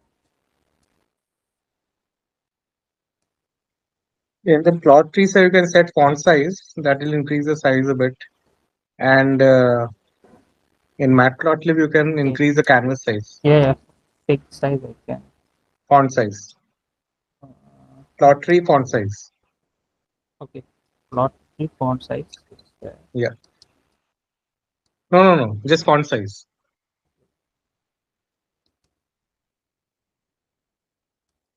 Yeah. Okay. 8 should be good. 8 should be good. Okay. Yeah. T dot figure.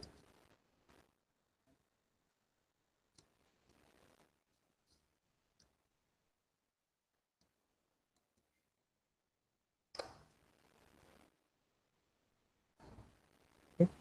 Yeah. So see, we have Gini of 0.6 and 0.5. 0. Yeah. See here. If you see, Gini is 0.444, which is higher than this 0.043 at this level, right? Because this Gini is computed using how many 3 samples, but this Gini is computed using 46 samples. Even if you use entropy as the uh,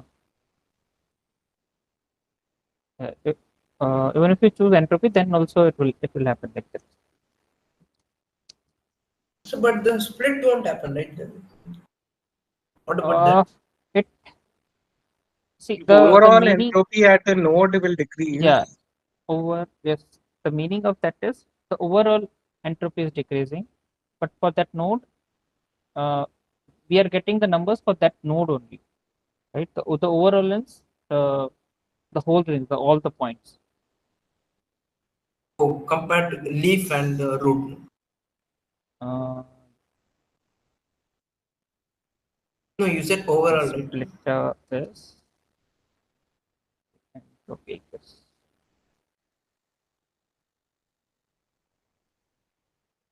and splitter is not splitter. What strategy? Criteria. Criteria. Entropy. And then if I run again, you will see similar things like entropy 0.15, but you are getting this 0.918. So this images or this node is giving you the entropy for that node itself only, okay, for three samples, not for the all of them. But as you go down the tree, the overall entropy is reducing. The overall entropy, okay. Uh, this is not giving you overall entropy. Overall entropy, if you want to compute, you have to compute it manually. Okay. The entropy of the entire tree. Yes, entropy of the entire tree. Okay.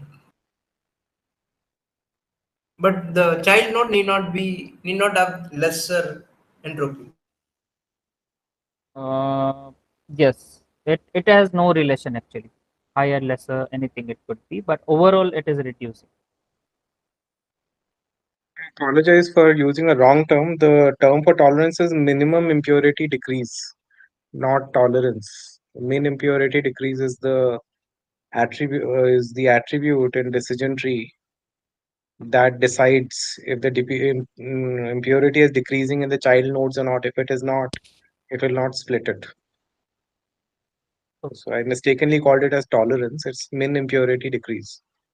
Okay, thank you. Sir, so here we are using min impurity decrease as none. Right? So that's why, because the child node, as we can see, it is increasing, right, the So entropy. by default none.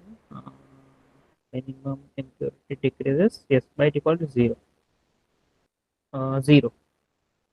So if we had kept some tolerance, then that split wouldn't have occurred, right, in the tree. No, then also it will happen. See, if I give some number, let me give, but that's what this impurity split, if the split gives a decrease in impurity greater than or equal to this value.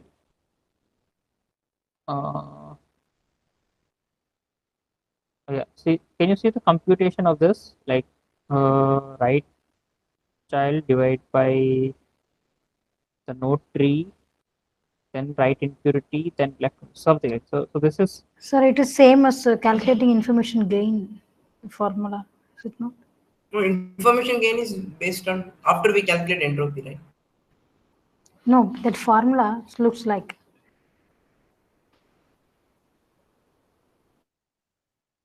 If I give very small number, maybe this is 0 point. How much? How much should I give?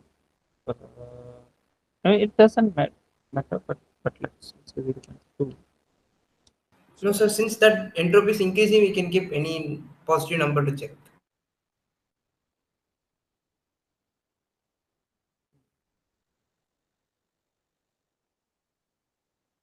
The positive number.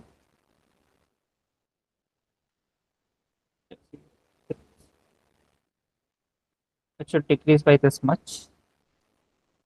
0.01. 0.115 could be also that. So it's. So you have to plot it again. Run that. Then I ran the 0.05. Then if you see here, entropy is 0.445, but we are getting here. Yeah, entropy 0.9. Sorry, 0.91. So the overall entropy is decreasing, but this entropy, whichever written in this leaf is, so whoever whoever wrote this skeleton, their that perspective was they wanted to show you the entropy of this split, like one thing. Then they are using recursion on that.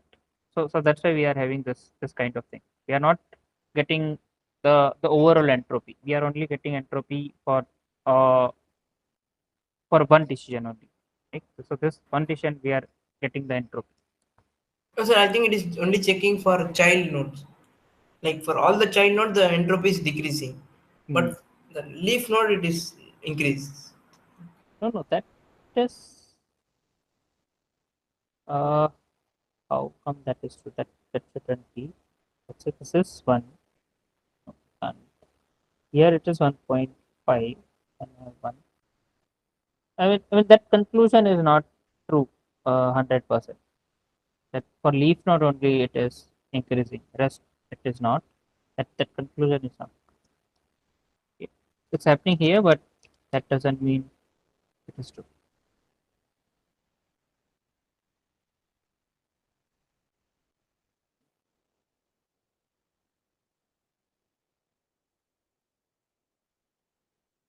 So then we can yeah. So something like this. Okay, let's not waste too much time on this. Since we have any parameters in this, the parameters are first you can choose what criteria you want, Gini entropy or log loss or something like that. Another is splitter is fine. Next depth, how much depth you want. Uh,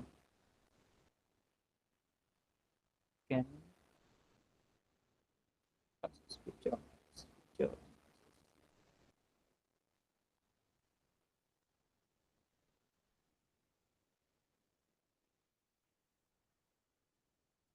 So what is splitter? Uh, Splitter, like how to split, like we used to split it each node. Supported strategies are best to choose. Uh, Best random split.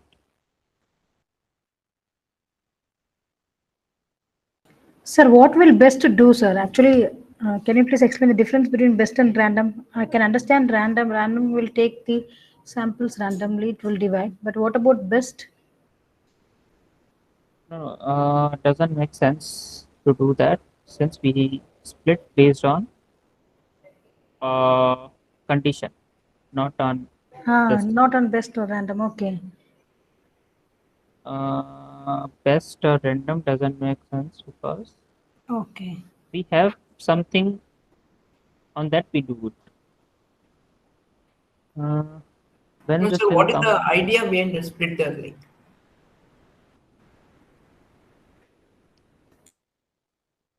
what is the idea? I am not sure what is the idea behind it.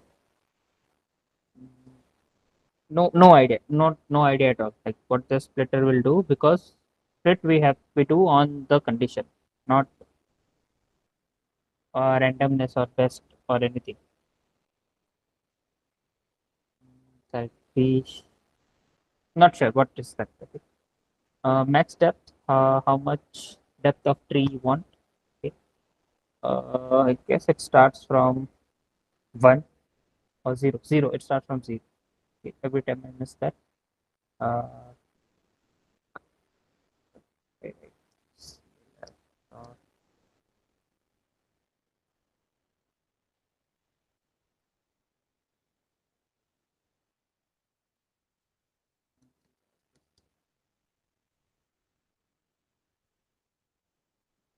yeah, you can set how much depth you want. Set like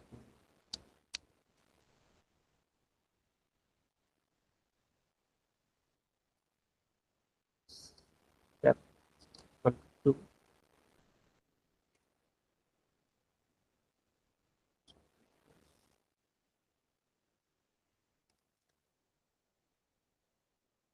so this is step 2. So it starts from 0, 0, 1, and 2. max depth. You can control how much depth you want. Minimum sample split, how many minimum samples required to make a split.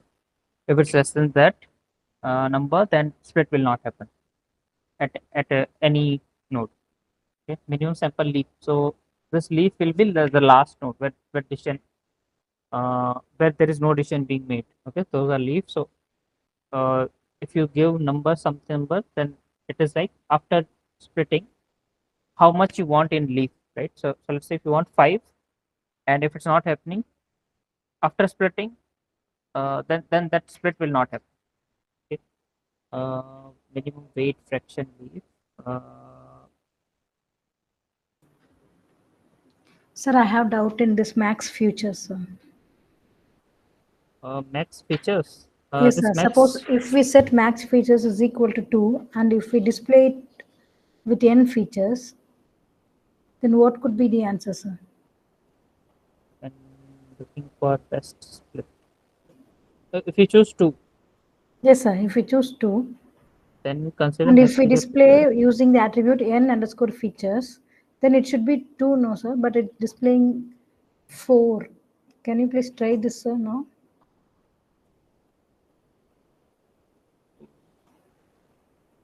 At each split. I mean, what it's showing 4 is? 4 is total number of features, sir. In this iris data set only. Yeah, it's It was 4. So no, it's while making the split. So there's a number of feature to consider when looking for the best split. If integer, then consider max features means all of them. No, for max feature means 2. Okay, 2 is there. Each bit. Right.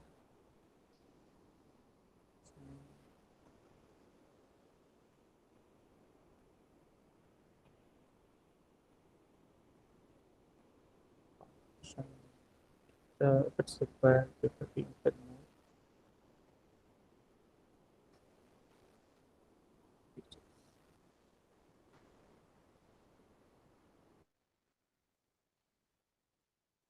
But how will you get 4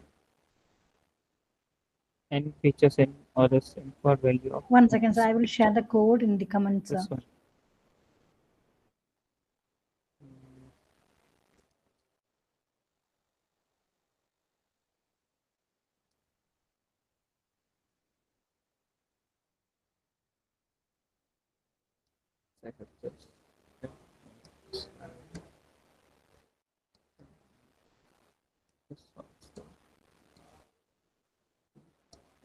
Yes, max feature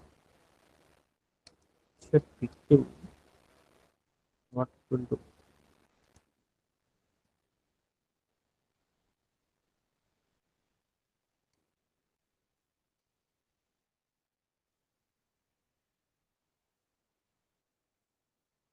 It is 2.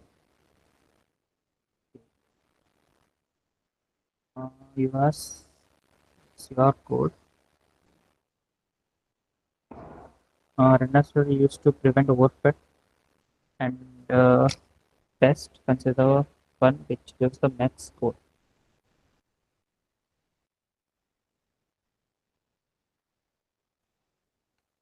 If somebody has posted something of medium,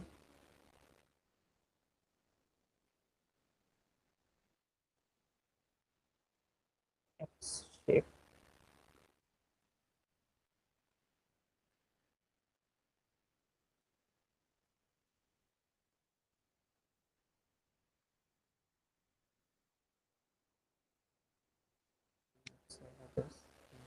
Low by to classifier maximum features square root.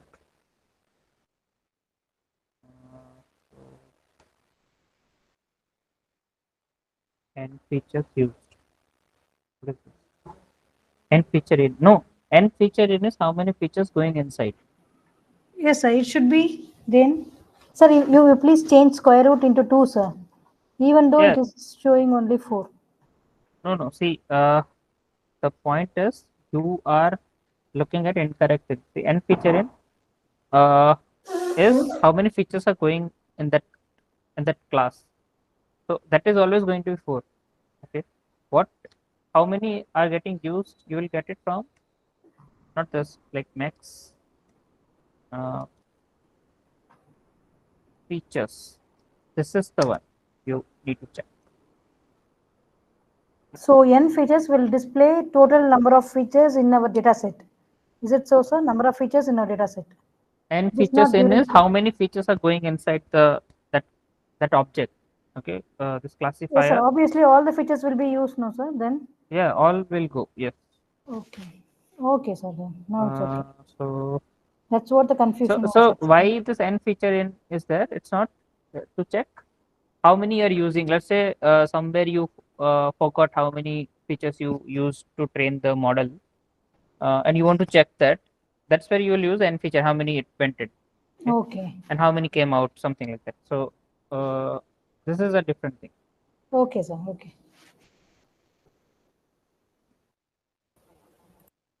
So could you give the formula for Gini index? Minus p multiplied by log p and summation of that. So what is P? the summation is minus p. So p is probability of each class. Okay, p taken right.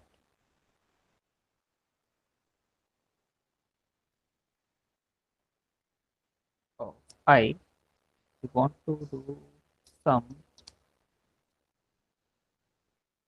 I and multiply that log of p I.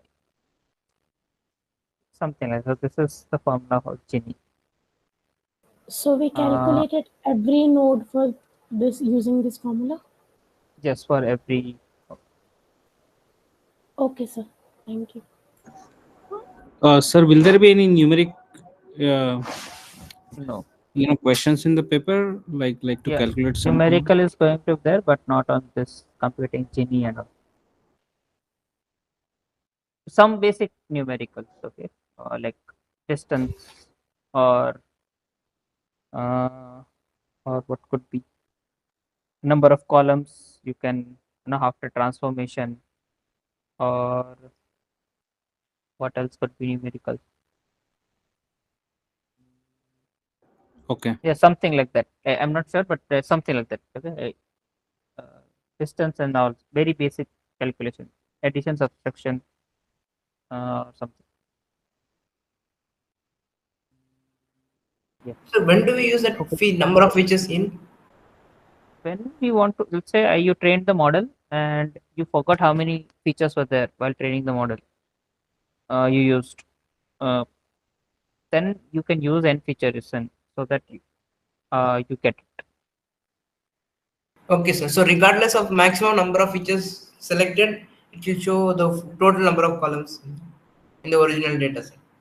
Total or how many used for training the model. Okay, let's say total you had 100. You did some pre-processing, you removed 20. Now you have 80 features. Then on 80 you train the model. So that count will come. 80 will come. Okay, so we can set max features as any number. No, you can't set. You used yeah, you can I mean you can reduce columns and all. That way you can set, but whatever you use for training, that's all. The number of columns you'll get. Yes, so that is okay. But in the model also we can select the number of max features as square root or 2. That time also. This is for splitting. Like some see this is how the number of features to consider when looking for best split. That time this max feature is coming in addition tree only. The n feature will come in all the classes of the scalar, right? Whatever you So choose. we can conclude like this, sir. N features is number of features after pre-processing in the transform data set. I mean, why you want to make complete? See, the model you trained, you want to see how many columns used is n features in. That's all. What pre-processing you did, before what happened, don't worry about that. After, while training, how many used, that is the number. Okay, sir. And also it is independent of that max underscore features. Yes, yes, Yeah, it's it is independent. independent of that. Yes. It's not a parameter, it's attribute actually. That's it. Yeah.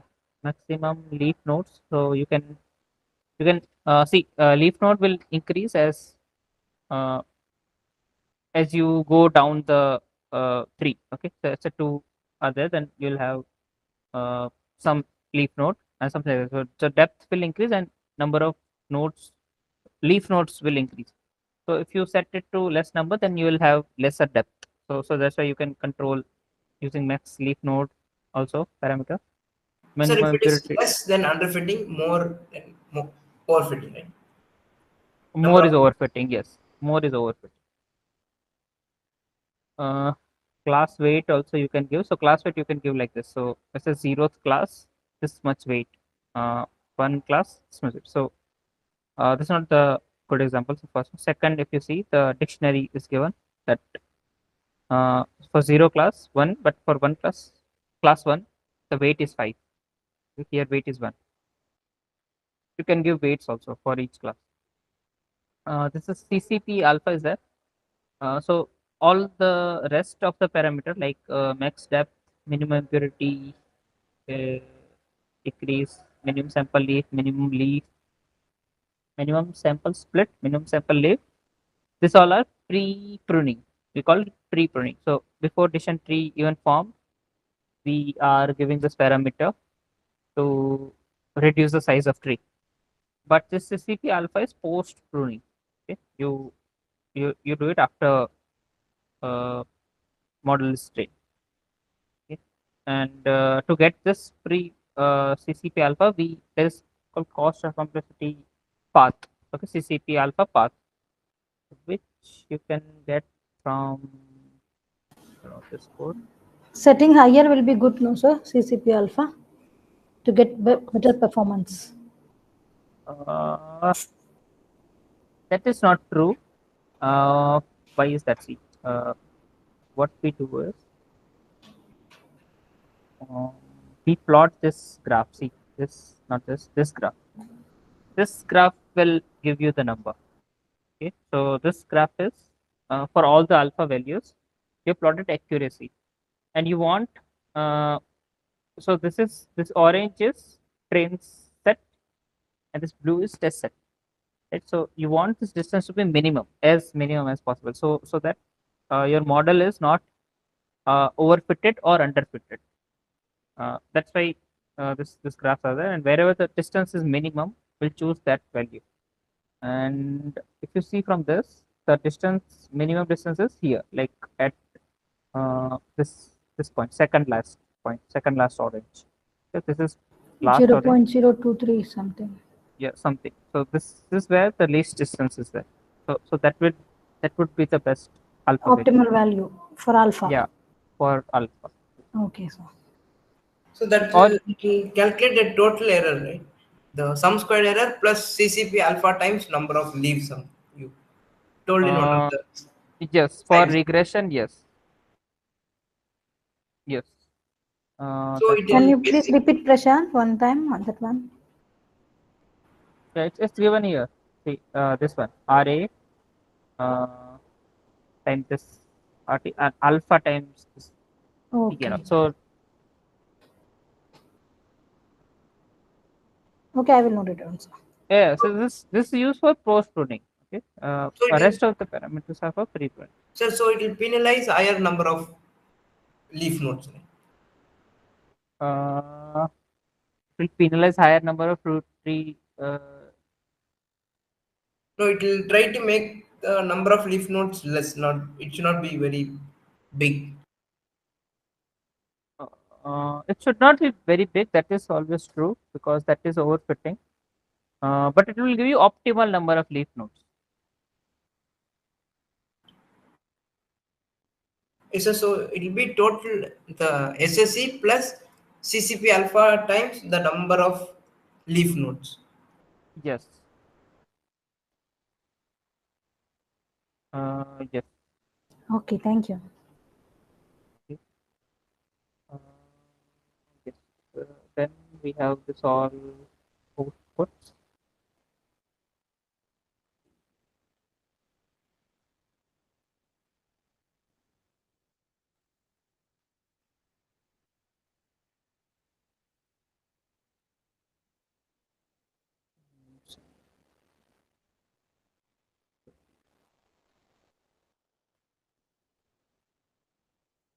Think, look into it. Okay, so all the attributes and all, look into it. This decision tree classifier. Same thing with decision tree regressor. Same thing we do, and in this we do classification, but in that we take mean of it. Okay, average, whatever values are in the last leaf. Let's say 13 sample came to last leaf. Okay, leaf node, or the path along the path. Then that 13, we take average of all the 13 samples, and that value will become uh, the output. Okay. Uh, well, for test set time. Then we have, so after decision tree we have ensemble method. So in ensemble, So you told that it takes average, right? That is for regression, right? for regression. Okay. Sample.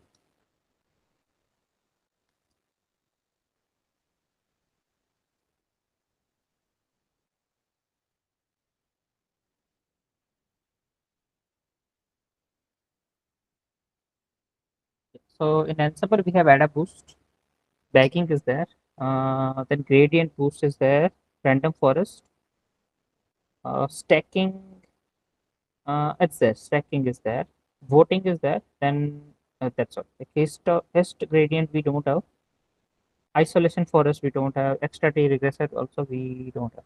Okay. Uh, so uh, let's check bagging first. So in bagging, first we do is called yeah called bagging only. Okay, so bagging means uh, y- you want to train multiple models, right? But you can't train all the models with same data set, like same column, same rows and all. Then what is the difference between first tree and second tree, or first classifier and second classifier? To make the difference between all the models in ensemble, we train multiple models, right? Of same kind or different kind also possible. But if it's, let's say, from same kind, uh, yeah, if it's from same kind, then to make the difference between each classifier or model, we do something called bagging. So in bagging, select few columns or few rows and create the data set. Okay, that thing is called bagging, and we do it with replacement. Uh, with replacement we do it. So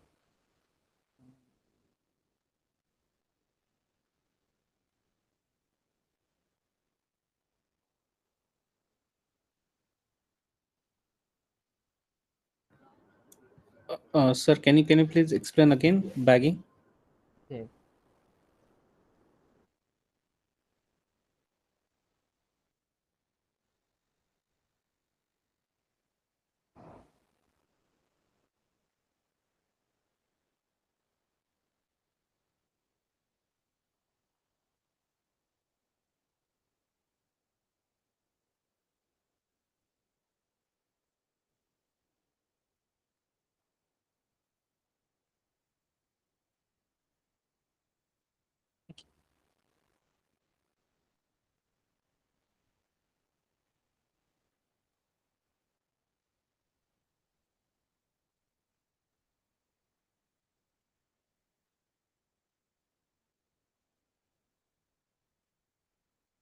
So let's say I have this data set, okay, which contains certain amount of columns, okay, and certain amount of rows, right? Some columns and rows.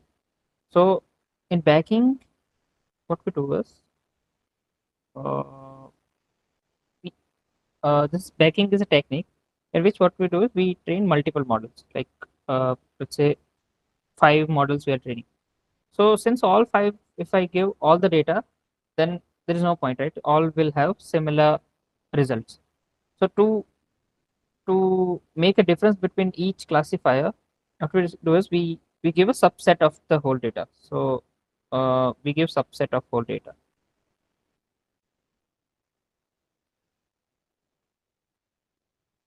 The whole data. To select the subset, what we do is we choose one thing we do is we choose rows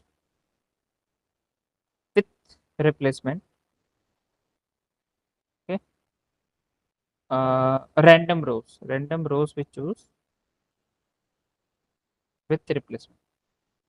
Uh, so that means is, let's say uh, my data set was uh,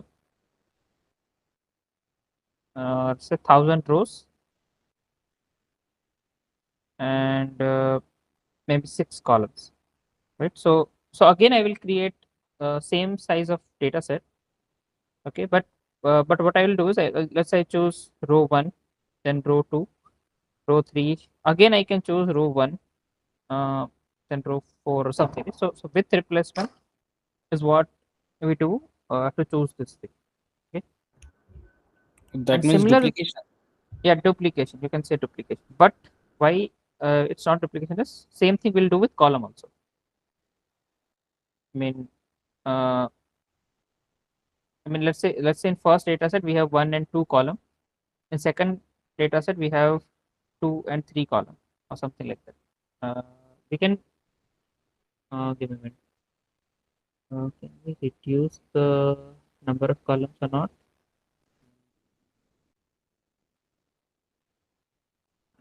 Sir, basically, why this bagging is used in which practical scenarios? In which practical scenarios? Uh-huh. Let's say random forest is there. We do in that, and then another is called bagging classifier itself. So in both of them we use this. Uh, yeah, bagging or wait, uh,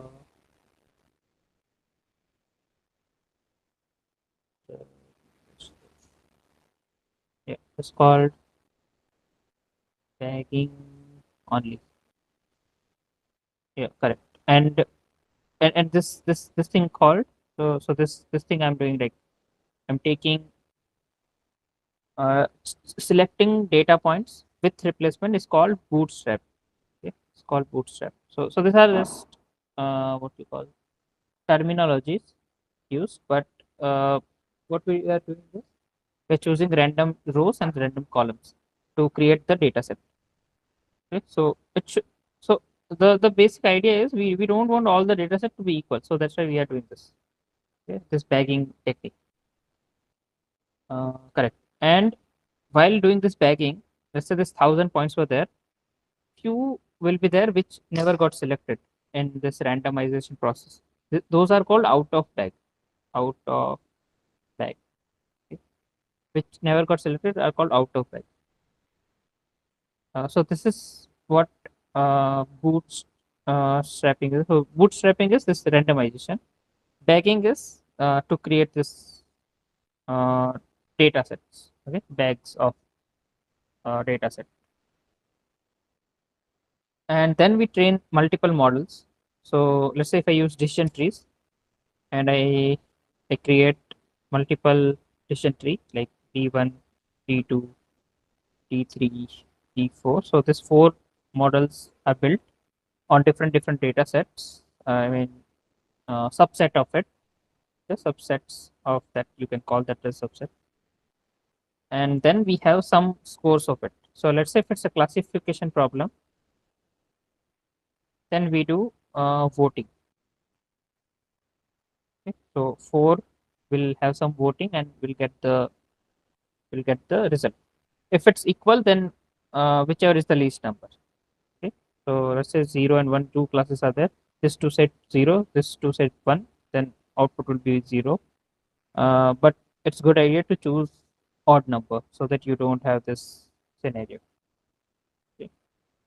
And if it's a regression, then we take the average of it. So whatever value comes out, let's say 150, 160, 170, okay, 155, 143, whatever, divide by 5. This is average. So we take that value as a output in bagging. This is bagging. Yeah. Then another is boosting. Okay. So bagging, there are two examples. One is random forest. So random forest, what it does is only takes decision tree, only decision trees, only decision tree as a model. That is random forest. So forest is made of tree. But if you choose any other models like linear regression, let's say, or logistic for classifier, or SVM, or Naive or KNN something. So this all you can use. This is called, you can use this on bagging classifier. So in bagging classifier as a estimator you can give this, and you'll have multiple of this. Okay. Sir, in backing, if you use the base estimator as a decision tree, then that will be same as random forest. Yeah, Right? same as random forest. Yes.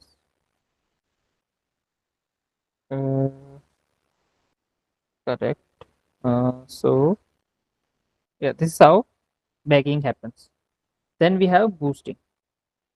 So in boosting, what we do is we first we have this rows. We assign a weight to it. Okay, weight, some weight we assign to it. Equal weight. Okay, of course equal weight. So 1 by n, 1 by n, 1 by n. We start from here. Then what we do is wherever we have incorrect classifications, classification, we increase the weight of that. If incorrect, then we increase, and wherever is correct, we decrease the weight. Okay. Then what happens is we had increase and decrease in the weight side. Now this is not balanced, so we do scaling of that. So after scaling, you will see that all the weights are coming between 0 and 1, between 0 and 1. Okay, but so few values will be very small, few values will be very high. Then what we do is we kind of uh, we create a randomizer. Okay, a randomizer we choose, which will select a value between 0 and 1. We select a value between 0 and 1, and wherever that value is there, let's say 0.2, then some okay, all the values will have values from 0 and 1, and sum of this all will be 1. Okay? Sum of all the weights will be 1. So let's say if some value is 0.2, then whatever row is there will get picked up. Then let's say again we'll choose 0.4, then another row will get picked up. So that way we'll create a new data set. New data set will form, okay, uh, which contains rows from the original data set, but where the difference will appear is where the weight is higher. So if you see 0 to 1 is there, but let's somewhere weight is the interval, you'll see that the interval between rows is increasing where weight is higher. Okay, so let's say somewhere is, if it's 0.5 or something, then there is a high probability that samples will get chosen more time. Okay, and new data set will form. Then again we'll do uh, uh, same thing. We'll train model. Okay, so in boosting we go across, like let's say first model is there M1. On their mistake we form the M2, on their mistake we form M3, and it goes on. Okay, uh, this much I can is enough for now. Okay, if you want, if you have doubt, you can maybe check this week session I have explained. So can you please repeat if intervals between row increases, Yes. then there would be misclassification, sir? No, Little no, no. above. If it's increased, that means uh, that data point was misclassified. Yes, it was Okay. misclassified. So Okay, sir. that has better chance to picked up in the new data set we are creating. Okay. Okay, sir. So So this what is is what that random? this random number. We choose this random number. So we have this random number creator, which will help in choosing the new data set, okay? New rows for the data set. But initially, all the points will have same Weights. probability. Yeah, initially it had no. Then we I'm saying that if it's incorrect, we increase the number, increase the weight.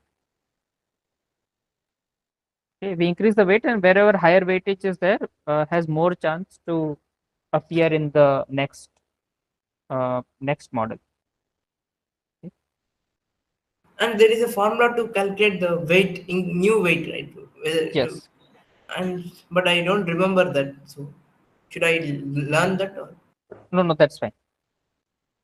That's fine. You should know that we increase it and there we decrease it. If Yes. it's correctly classified, then we decrease it. Okay. Fine. So this is what boosting is. In boosting, we have ADA boost and we have gradient boost. In course, we have this two boosting only. Okay. So look into it. How these things are there. I don't think so. There is any specific thing about them. So can you please explain hard voting and soft voting? Okay. So let's say we have voting classifier. Okay. This hard and soft voting will come in classifier only. In regressor, we don't have that. So in hard voting, what we do is we consider it the predictions. Okay, whatever prediction it got. Let's say I have three models. Okay, one, two, three model. Uh, this one gave 0.3 to this class one. Okay, this is class 0. This is class 1. Okay, let's check binary problem only. 0.3, then this will become 0.7. If class 2 for same sample, okay, same sample. These three model are there, so M1, M2, and M3. In voting, we do that, right? Multiple models are there. So first model says this is the probability. Second one said 0.4, 0.6, and third one said 0.8 and 0.2. Something like this is there. These are the that if you see this first model is saying that it should be class 1. Second model is also saying class 1. Third model is saying class 0. Right? If I do hard voting means I'll just take this as uh, in in part of voting. Like two are saying 1, two people are saying 1, and one is saying 0. Like clearly one is winner. Okay, one is winner. If I'm saying hard voting, but if I'm taking soft voting, then in soft voting, what I'll do is I'll sum this probabilities also. So what I'll do is 0.3 plus 0.4 plus 0.8. Then against that, the summation is 0.7 plus 0.6 plus 0.2. This is 12 plus 3, 15. So it is 1.5. Then I'll divide it by 3. This is 7 plus 6, uh, 13 plus 2, 15. This is also 1.5. Divided by 3. Let's say this is 0.9 and 0.1. I mean, to have a difference. This will become 1.6. This will become 1.4, right? 1.6. 1.4. This one. 0.9 and 0. Something like this. Okay. This is same thing. See, still hard voting will say that this is class 1. But if you see in soft voting, the summation of probabilities is increased here. So that's why uh, through soft voting you will say that this row is this sample is 0 class, not class 1. It depends on what this internal probabilities came out.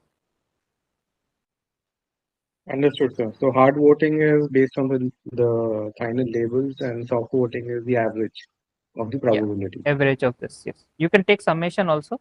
No need to find average for the easiness. Yeah, because the number It's same is thing. the same. Even addition should work. Yes. Yeah, addition will work, but in reality, like in function, we use average. So it, Okay. okay. So also these three models, right? M1, M2, M3, which we have used. Hmm. So we have to train it before, or we Yes, can train yes. the voting classifier itself, like fit it. No. In voting classifier, you give no this three as a you give this three as meta. You give this three estimators inside voting classifier. So while training the voting, so all three will get trained. I mean, uh, voting is nothing but summation of three. Yeah, when we fit the voting classifier, these three models will get trained. Yes, these three models will get trained. Okay. So voting is let's say I train first as decision tree, second as decision tree. Let's say classification decision tree classifier. Then let's say I am using SVC. Uh, uh, then I am using another is let's say logistic regression. Okay, log regression. So these three models are there. I train this. To train this all together, I use voting classifier. So this all thing I can give to voting classifier to do this task. I can separately do it. Then I need to compute all. I need to go through this all the process and need to find the classes and all. So to not get stuck there, we have this voting classifier to do it for us.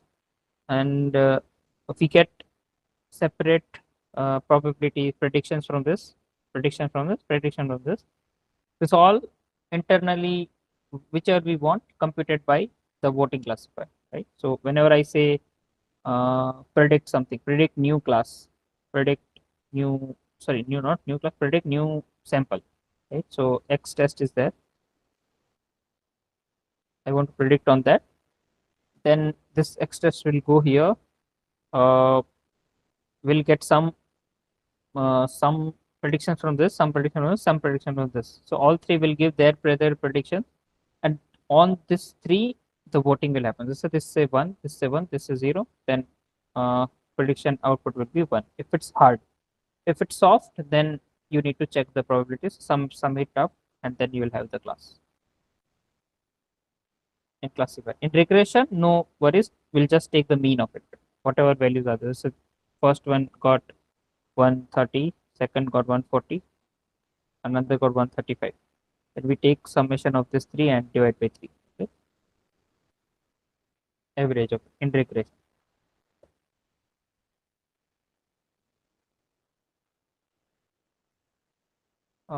Another is staking is there. We have staking.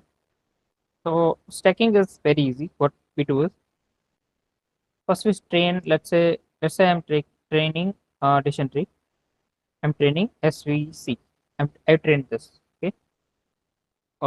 Separately I'm training it. You can say I get something as predictions. Okay, I'll have something as predictions. I'll have something from predictions here also, like let's say y1 hat and y2 hat. Okay, this I'm going as predictions. Then this to y1 hat and y2 hat. For this, x and y were the input for computing. This also x and y were input. For the third, the final model, any another model. Let's say last model is KNN classifier. Okay, this is the final model. So in final model, this y1 hat, y2 hat, will go as x. This will go as x, and the y, which always there, will go as a y will go as a y. So this y1 hat, y2 hat will become x for this new KNN classifier. Then we'll get some predictions or the predictions, right? So then we'll get predictions. This is this will consider. So this is stacking. And this we are training two models, then sending that two models output to the third model. Sir, is it the case all the time, or it's our All the own decision? All the time. All the time. So first two models will be trained, and the output will be Output will be given to the third third model. Okay, sir. the final model. You can call this For as both final. regression and So classification. totally, only three models are allowed, sir, in No, stacking. any number you can choose, n numbers of model you can. If there are five models, suppose, then four will be calculated separately, and the final output will be transferred as an input to the fifth model. Is it so, sir? Yes. So the parameters name is different, so you can separately define those. Okay, sir. Or the way to create it is different.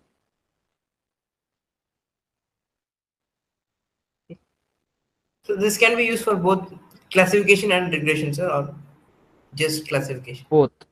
So this is for classifier. If it's regressor, then this both will become a regressor, and third should also be regressor. I mean, Oh, so we can't mix classification and regression, no, sir. The classifiers. no, we Yeah, can't. yeah, we are not. So in if it's regression, then what will happen is we'll have output like 176, 176, 182, 155, 143, and something. And same way, like this is y1 hat, this is y2 hat, then something will have in y hat numbers, right? 150, 152, 154. So that way it will get filled. This will become x for the final estimate. This is not y hat, sorry. So basically, stacking focuses only on the output and converts that to features and labels. Yes. Okay. Not labels, but features. Yeah, I mean, X becomes features and Y, the original Y becomes a label. Yeah, original Y become labels. Yes. So 176 plus 182 will be the input for the next final model. Yes. Okay, sir. 176, comma 182, not plus. Not plus. So this is like row. Okay. I mean two features now. Yeah. Okay. Two features. Yeah. So n models mean n features. Number of models will be equal to number of features. Okay. So the final in the final model we have n features. Yes. Okay. Thank you. So this is about ensemble. Yes. Okay. This is all about ensemble. Now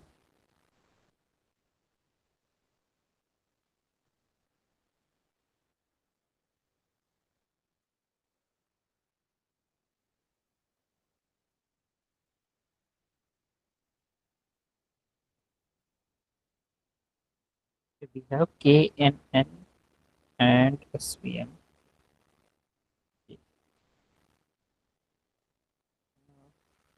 Okay. KNN is what we do is we find the in KNN we have few points, right? We compute distance between all of them, like all the distance will compute. Okay. Then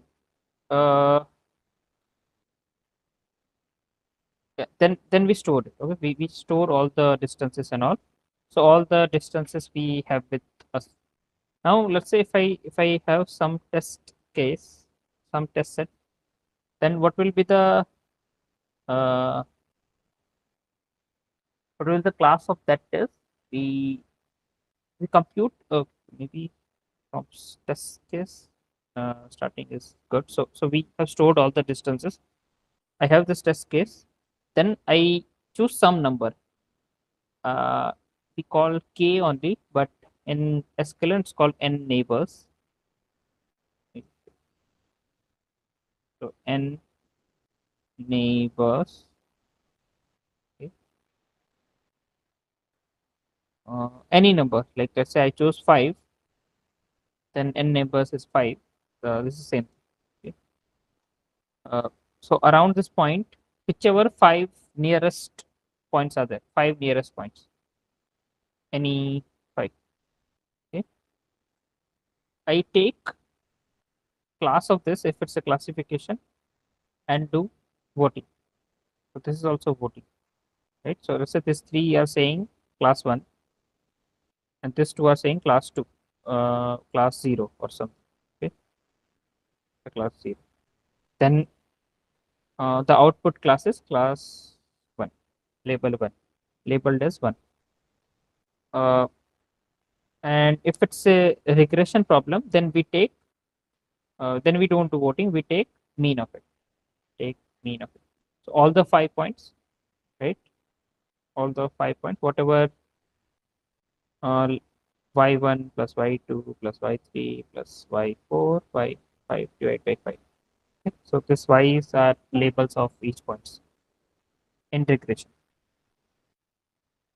And this we classify in kn, right? So the important point is this n neighbor, we have to choose how many neighbors you want.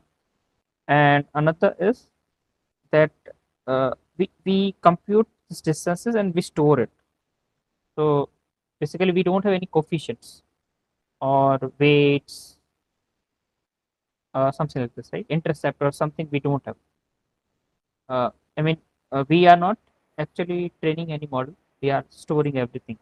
We are storing the distance, no, sir? We are storing the distance, but we can't discard it. Like, let's say uh, I have learned something and now I can discard the weights or something, right? So let's say if in linear regression, what happens is we learn weights and intercept. So mx plus c, if it's mx plus c, And we or will update also. w and c, we learn it, and then we don't care about the data points. The data points we can, we don't need it. A Yes, new sir. model will come, but in this case, we can't uh, discard data points or something because we need it for computing this, or we need to store the whole distance Yeah, itself. okay, okay, sir. Okay. So that's why this there. So if k value is higher, let's say k is equal to the number of samples, that means it is Overfitting, uh, sir. that means it is always give you one output. Underfit. This is underfitting, yes. Yeah. Underfitting. Okay. Smooth boundaries, yes, sir. And if k is lesser, so less, it could be any number, 2, 1, 2, that is overfitting.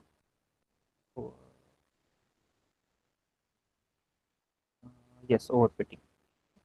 To Because overcome, sir, to Sir, can overcome the you overfitting, we need to increase the value of k. Is that right, yeah, sir? so the optimum value of k should be optimum value of k we need to find using hyperparameter tuning. Okay. Optimum k. Okay, sir. Yeah, using hyperparameter tuning. Sir, can you please explain this concept again? Why k, higher k is underfitting and Okay. So let's say I have this points. Okay, this cross are zeros, and then I have another points. Okay, so this are class 1. Oh, okay. So you can take class 7 zeros and 3 ones, or 7 ones and 3 zeros. That will allow you to change the k and show clearly what will happen. 7 0. Yeah, I mean 7 0 8 zeros and 2 ones or 3 ones. Okay, so That let's say we have then something like this. Okay, so yeah. 3 plus 3 6 7, 7 plus 3 10. Okay, good. So we have 7 here and 3 here. So we can also mix it. Sir, then. 7 3. Yeah, it doesn't matter. Just the count of it is important. Labels. Okay. Labels is 1 and here label is 0. So let's say if I take all as k is equal to 10 or all. Okay. All.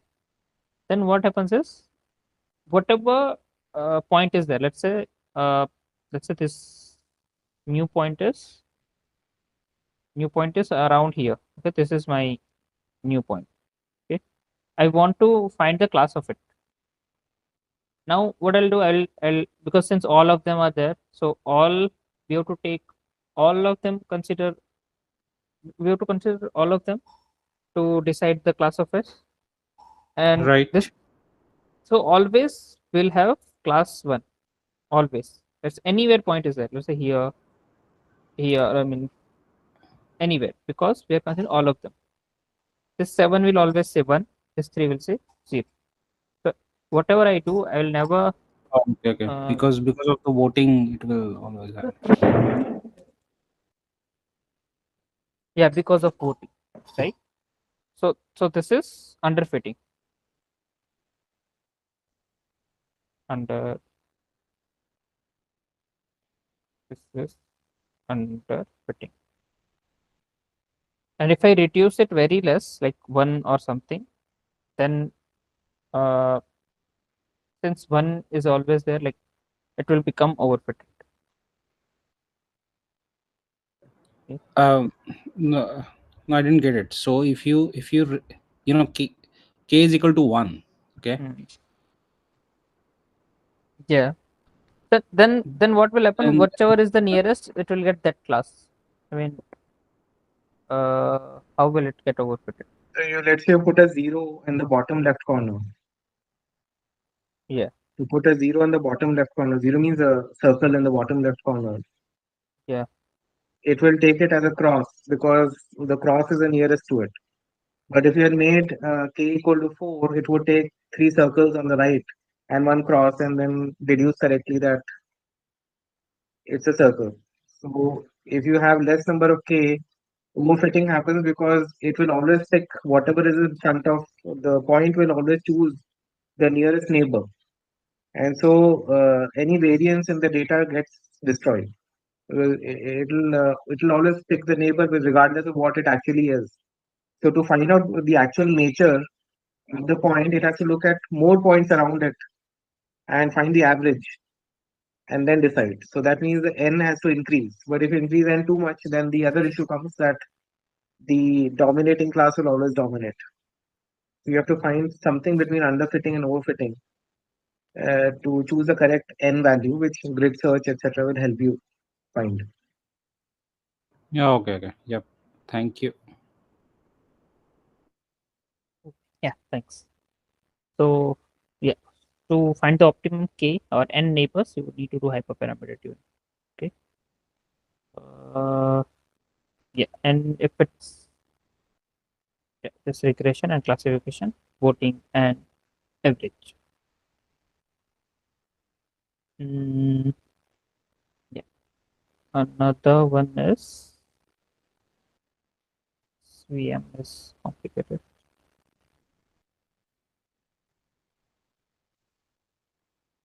So in SVM, what happens is we have data set. The important thing, if it's a classifier, we wanted to make classification, but we just don't make just classification. We want uh, uh, a cushion to it or something cushion to it. Okay, so we draw another two parallel lines around this, and this parallel line goes like let's say uh, some distance until any point uh, is being touched. So let's say this point we touched it. So this is another parallel line. Okay, this is another parallel line I'll have.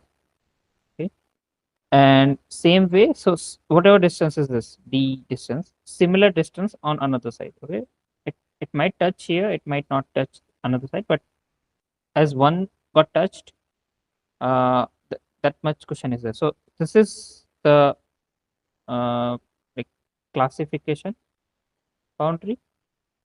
Okay, and these two are cushion to it. So we call this as margin or something. Margin, we call it. Yes, we call this as margin. And so the important point here is that if data is linearly separable, then we can do this. We can have this nice classification. We don't have any issue with it. But if it's not, let's say few points are here, cross, and few zeros are here, then we can never draw this line, right? So in this cases, what we do is we assign some penalty to it that so this so earlier version, like where we were clearly able to classify the data and linear separate data was there. So we call that as hard margin SVM. Okay. The another's where we have a bit of zeros here and bit of crosses there. We use another method of soft margin SVM. Soft margin SVM, we use that. And that we assign some penalty to the points, assign some penalty to points, and let it be classified. Okay. So this is the distance we compute, and uh, we call this as penalties. Okay. Don't worry if you don't get it, because uh, this is not that important. Like you should know that what is SVM. Okay. And we how we assign penalty. You know, so there's a formula for that. That's it. So we assign penalty and then we do it. Okay. So that's what we do in SVM. So in SVM, there's one parameter called C. Uh,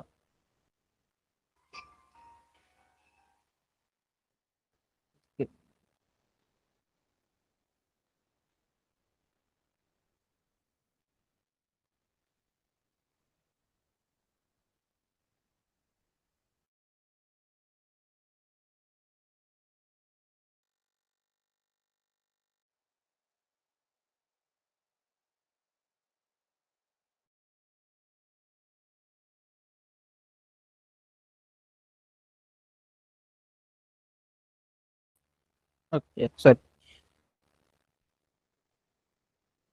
uh, yeah, we assign some penalty. Yeah. So we have one parameter called C in this.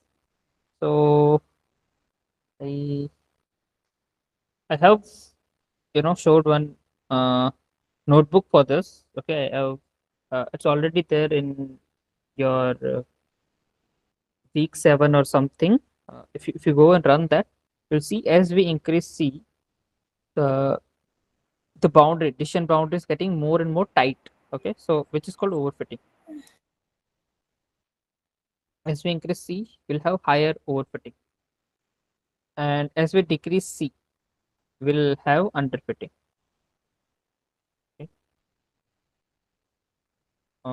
So by default C value is 1, I guess, uh, which is which could be anything, but if we increase C, then I'll have overfitting. Okay, the more and more decision boundary will become uh, uh, complex, will become more and more complex, right? So in this case it was okay, but let's say if I have this kind of data, uh, something this, then I can get uh, decision boundary of anything, like this also possible. So this kind of decision boundary uh, is possible, and then I have parallel another decision boundary or parallel this also that there.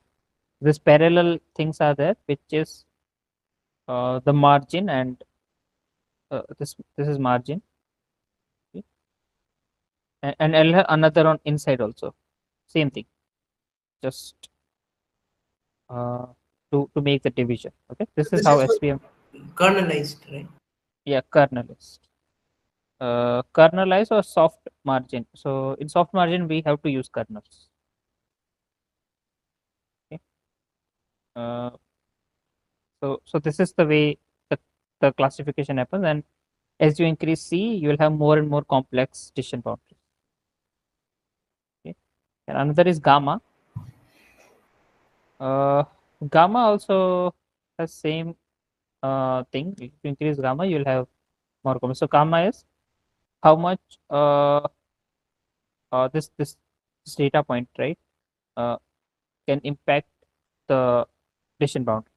So this one good image for that.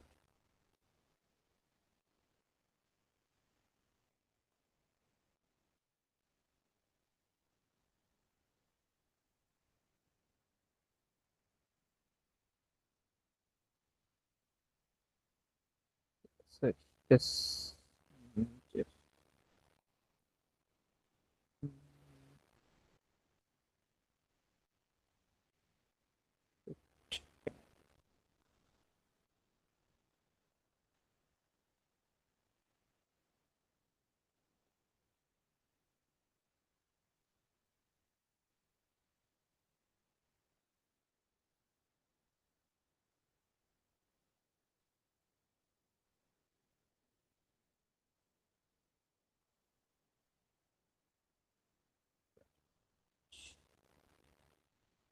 Margin.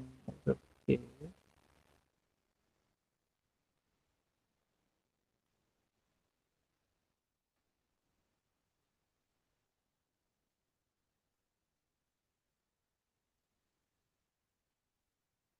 Yeah.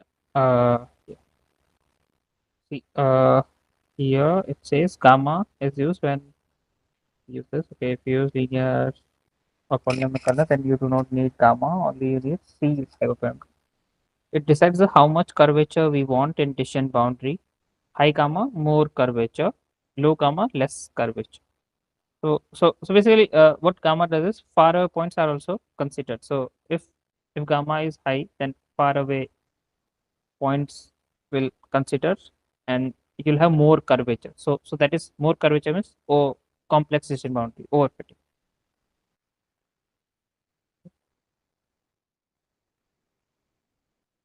Maybe you can go to this analytics with the yeah.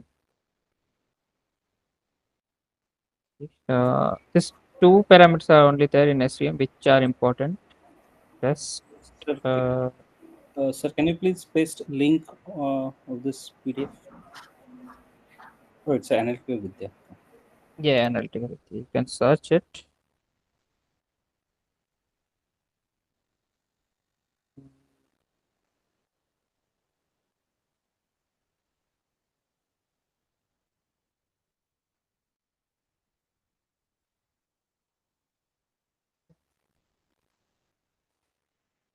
So that is about SVM.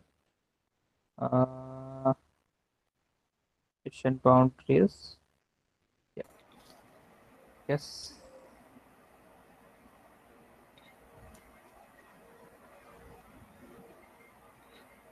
Right. Sir, you were about to tell about two important Parameter. things, parameters. No, those are C and gamma in SVM. Sir, did you look into the code, sir, which gamma? Yeah, Why? it's there. If you go to week 8 or something, it's already there. I uploaded that. Where, sir? I didn't get it. Sorry, sir. Can you please repeat? This code, right, for to showcase this thing. The code is there. It is source from instructor, I guess. Okay, Week okay, sir. 8, week 8, week 8. Source from instructor. SVM. No, sir. I gone through your file, sir. Actually, you mean C, sir? How if we increase C? Yeah. SVM I demo, gone through that one, something sir. like. But in last session of yours, I asked for one code, sir, which asked to predict the class. But gamma gives us 0.5. So how to find out without running the code? That's what I'm asking. You said you will look into that and you will get back in the next class. Yeah, different values of gamma give different prediction. Yes, sir. If you want, I will share the code again. But Yeah, you I remember I done that. For different value of gamma will give different values. yes, sir. But I actually we got gamma value as 0.5, so it should consider far points, but it gives something different. The Yeah, output. so it should be if it's around some 0.2 to 0.4, it is Yes, sir. different class. But Yeah, if it's different class higher and than higher or lower. Even if it's lower to 0.2, uh, then it's also give some other class. yeah, maybe so one or two examples. Maybe some mistakes is there. Okay. Don't worry. That Okay, sir. Okay, sir. now I think I'll just cover naive base and then we can close this. Naive base and we can close this. That's all. So naive base is very easy. What we do is we let's say uh, we wanted to we want to find probability of A given that B is given. What we do is probability of B given A multiply by probability of A and probability of B. Something like this we do, right? In our case, if I write, let's say we wanted to find probability of Y given X, right? So Y we never had Y, but for the test cases, but we have X's, right? So what we do is we go back to our data and we say that okay, whenever uh, Y was given to us, Y was given like class 0, class 1, something. What was the X? Something. So find this probability and find probability of Y and probability of X, right? Something. In our case, this is the scenario. This is conditional probability, right? Now, in X, there are earlier we had only one variable X row, only one row or something you can say, or X is a one single random variable.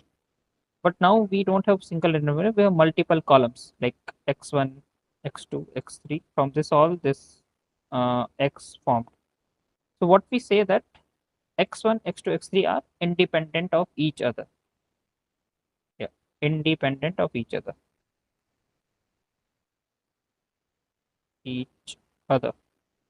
The independent term is so important because if you know that let's say P A union B is equal to a P A intersection B. This intersection B is P A intersection B plus or minus. I'm not sure about this union and intersection, but what we do is when we want to find the probability of one thing, when another is included in that, uh, we take A and B, then we take P of A plus P of B minus P of A, and whether both if it's present in both of them, where both of them means P A intersection B, I guess A intersection B, okay, something like this. So A and Union B union. union B. Yeah, I guess union B. Okay, so terms is whatever, but we sum the P of A and P of B, and then where both uh, the same set, same sample in both of them, we reduce that, right? So this is how this formula is there. But if it's independent, then you know that this term will always be zero. right? So we'll only have P of A and P of B, something like that. Similarly, if it's independent, then we can do this thing that P of Y you want to find given x is given to us, and x contains x1, x2, x3, x4. So what we'll do is find P of x1 given y, multiply it P of x2 given y, again multiply P of x3 given y, something. So it goes on till how many samples are there, multiply P of y, which we have. Then we have, like, in numerator, denominator, we have P of x1, P of x2, and P of x3. It's something like this. So this is used in naive Bayes, Gaussian naive Bayes. Okay, this is how we find the computer. And since this is always going to be constant, like not constant but some value for all of them, like class 1 or class 0 or anything, it is always going to be same. So what we do is we write P of y given x as proportional to this thing, right? P of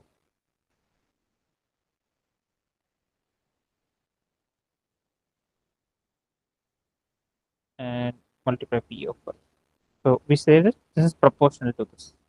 Okay, to compare between this, wherever the higher values, that will become class. So uh, so this is, so currently I have y, right? I'm writing y. So y could be, let's say y has two classes. So y is, like, let's say y is equal to yes and y is equal to no. These two classes are there. So first I'll find when P of y is equal to yes. I'll find this whole thing, and for P of y is equal to no, then I'll also find again this thing. Wherever has the highest value, in this two highest probability, that will become my class. So yes class and no class. You can number it anyway, uh, but this is how we get it, right? So if I have multi-class, then let's say I want to find between a good, bad, and neutral, right? So then I'll write P of I is equal to good, then like same thing, right? And all the x's, P of y is equal to bad, and all the x, and P of y is equal to neutral. Right? So this is how multi-classes, and wherever the highest value out of this three. So highest value is, if you know numpy and all, we call this a argmax or something. We take argmax, okay, to find the class. You can encode it as 0, 1, and 2 also. Something. So this is how naive Bayes works. But the important point is we consider all the columns are independent of each other, which is not a good assumption. Okay, many times Sir, if columns two are classes have the same proportion, then argmax will choose the least one, least index. args will choose least index. No, that's Suppose okay. Whatever it is, we want the highest probability. Wherever you highest suppose all probability is. probabilities are point 0.2, point 0.2, and 0.25 probabilities of 0.2 each. Then which one will it choose? I think Then argmax will choose the least one, sir. I yeah, mean, then it index. will choose 0. Ah. Then it will choose the least one. Yes. Okay. If it's all are equal, then least one. Uh,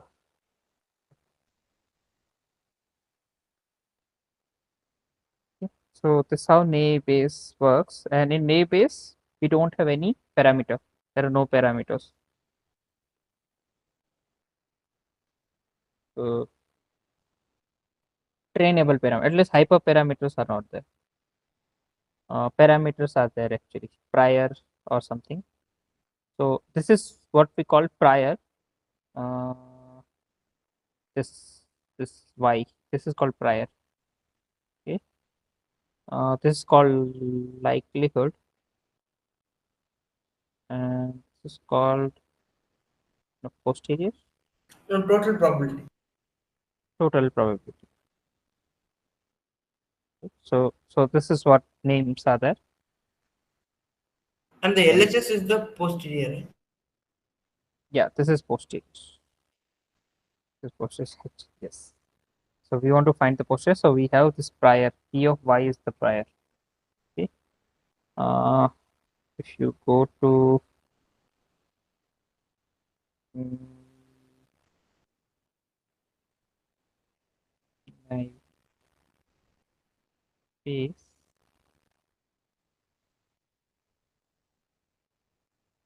so this is what same thing, right? So P of y given all the x's, then we find P of all x with respect to y and all. Okay, same thing. We take r to x in the end. Then there is certain things about Gaussian distribution and all, right? So don't worry. If in this, so Sir, do we have to calculate log loss, sir, with the spam ham? no. Okay, sir, because that is still confusing. If it is okay. You don't need to compute that much. You just need to be so let's say this priors you can set prior probability classes are not adjusted according to data. So you can actually set this priors beforehand if you know it, but usually we don't know it. And so this variance smoothing is uh, variance smoothing will come when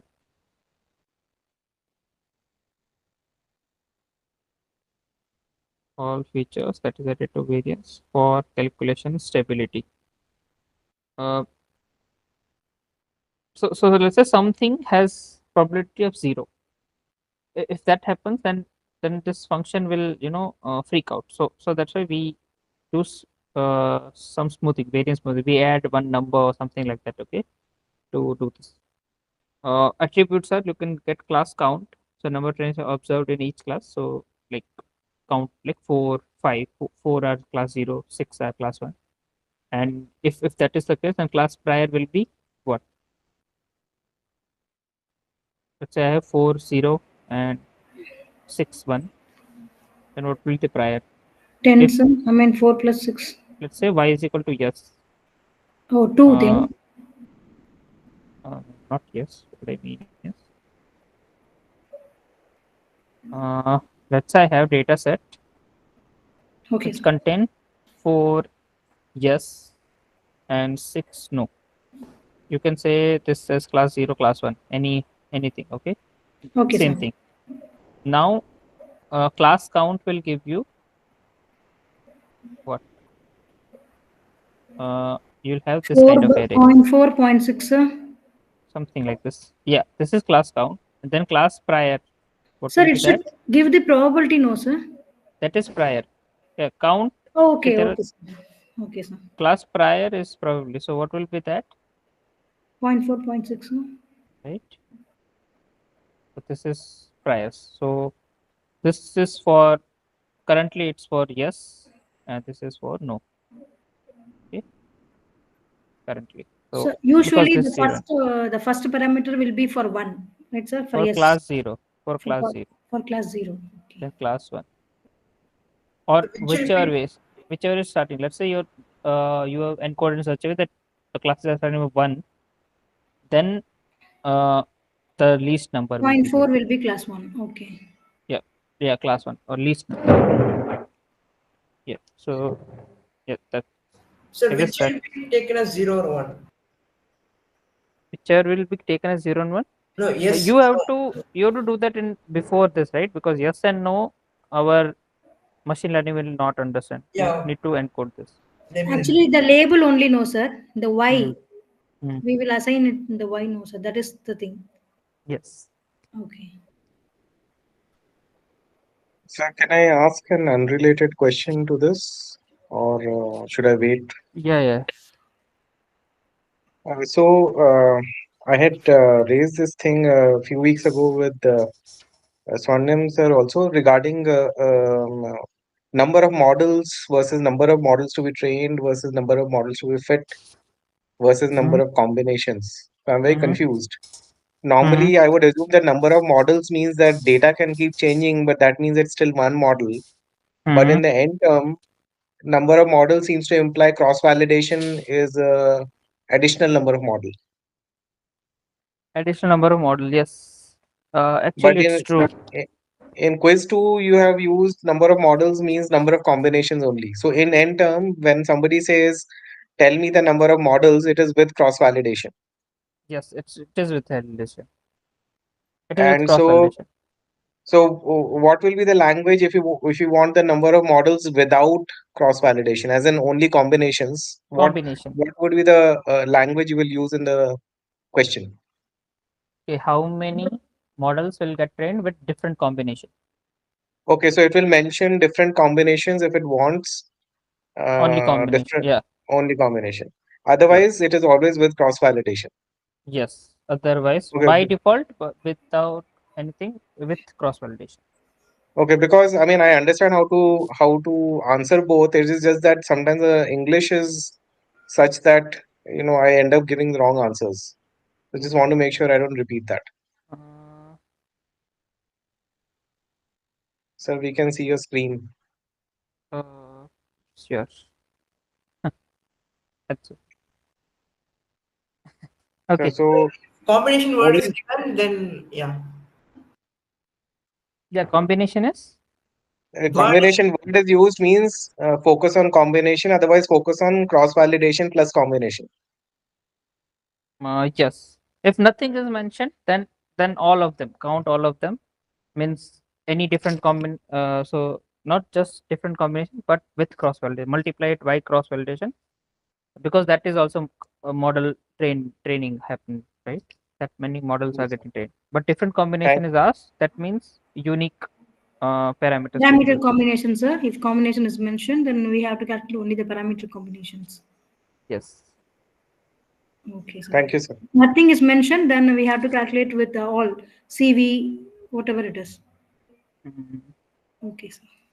So combination word is the keyword, right? If it is there without CV, if the word is not there, then with CV. Yes. Yes.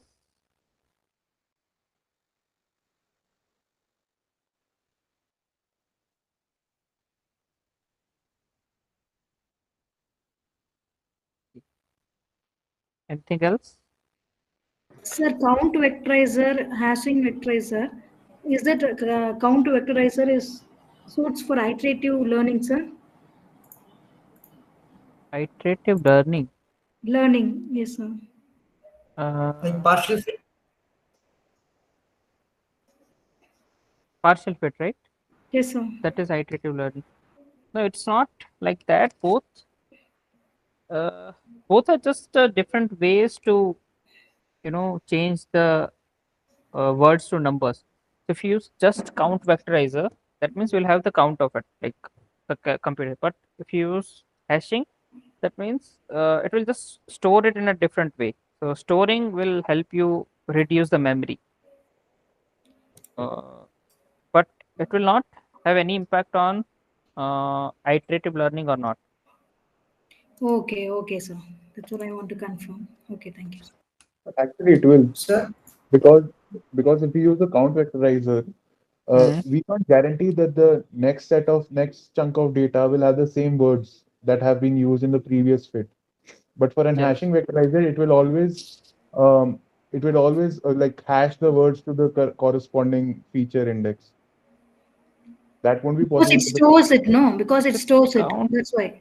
with count No, also no, no. same thing, See, right? I'll tell you, no, the difference is that let's say you have a sentence or you have a data set which has 100,000 words. Okay. So in Okay. count vectorizer, or rather it has space of 100,000 words. The count vectorizer will have to give you 100,000 columns to store Okay. this. But Okay. hashing vectorizer can hash and reduce this number depending on how many words there are in the actual Count based on sample. frequency. Yeah, on the actual samples. Okay. But But there's a hashing, okay, yeah. okay, continue. No, there's a better explanation in that sklearn documentation. you go to the user guide. Don't go to API. API. Go to user guide, and there Okay. they've explained very, very clearly. So some of the words, I mean, some of the things I have said may not be entirely correct, but sometime before I read it. But if you go Oh, to the user guide, there's one paragraph. It clearly explains this, lays it out. That count sure. vectorizer, like Archit was saying, count vectorizer requires a lot more memory than hashing vectorizer. But in the case of hashing vectorizer, if you don't make sure that all the words are covered, then the hash will result in the same hash going to 2 words, 3 words, or 4 words, and that will corrupt your output. Okay, okay. I will do that. Thank you, thank you. Sir, Mm-hmm. Yes. sir, I have a doubt regarding OPP2 discrepancy. Yes. So, can I share my screen? Sure.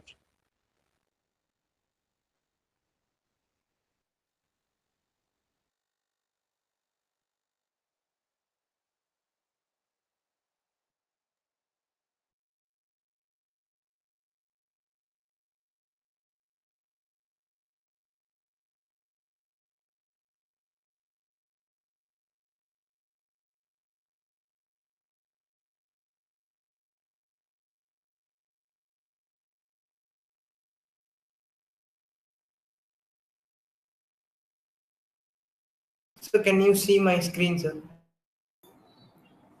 He left the meeting. Okay. Yeah, I can see you. I can see your screen. Yeah, can you read the question, sir? I'll zoom in. Social compute precision. I could up to resume press and train data set class after 5 iteration. Okay. Okay. After 5 iterations.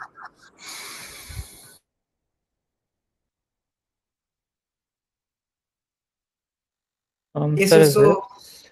Okay. yes, sir. So, even I got the same answer. So, but Okay. and this answer matches with the answer range given in the solution collab file. But only in the portal the range is incorrect. So that is why it is giving. Only So portal the range is incorrect.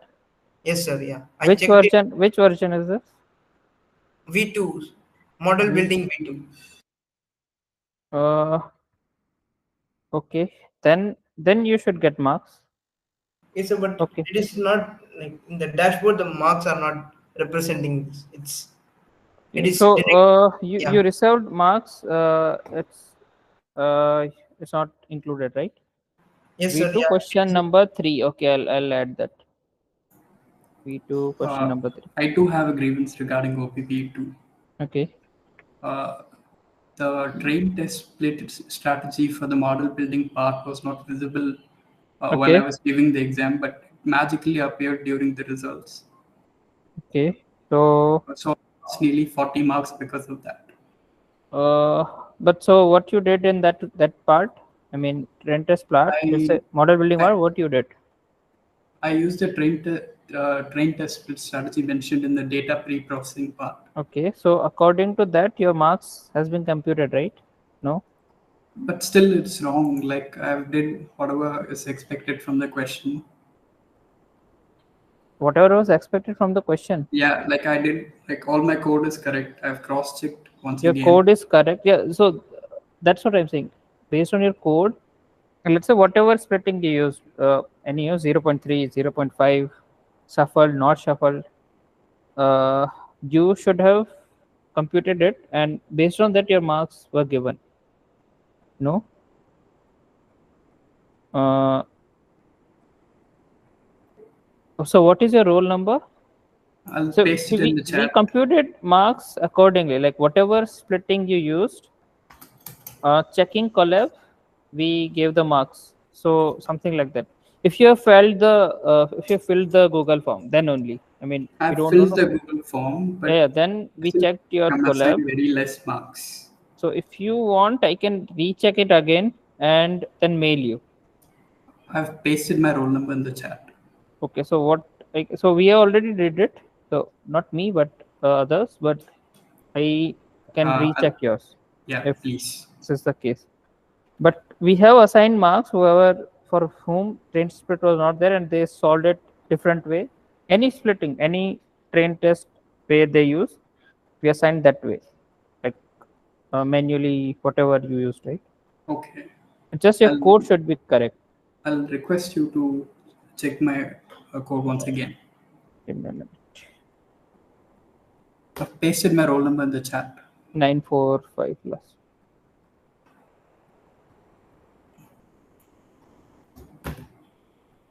Sir, Mhm. sir, for the third question, will the range be corrected, sir? Yes. If it is the if it's in the notebook collab, then yes.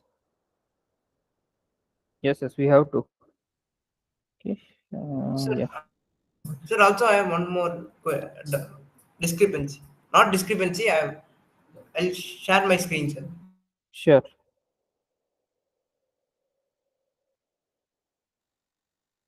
V2, right? V2 Yes, sir. question number 3. Incorrect range configure. Okay. Sir, now can you see my screen, sir?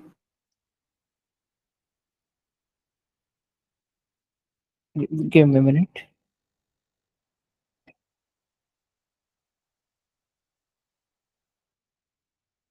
Your screen. Yeah, I can see now. Same with me, Nikhil. Uh, Strength split was not visible for you, Nikhil. Okay. Okay. Okay, fine. So have you filled the form and got marks? Okay. Okay, then I need to recheck it for you also. Who else is there? Yeah. Prashant, yeah, go ahead. Sir, this is from 11th question from same model building. Okay. So can Same you issue. read the question, sir? Decision tree, logic. Okay, neighbor class and logic. Which one performs the best when used as best estimator in classifier on the test data in terms of accuracy score? When 20 base estimators are used. Okay.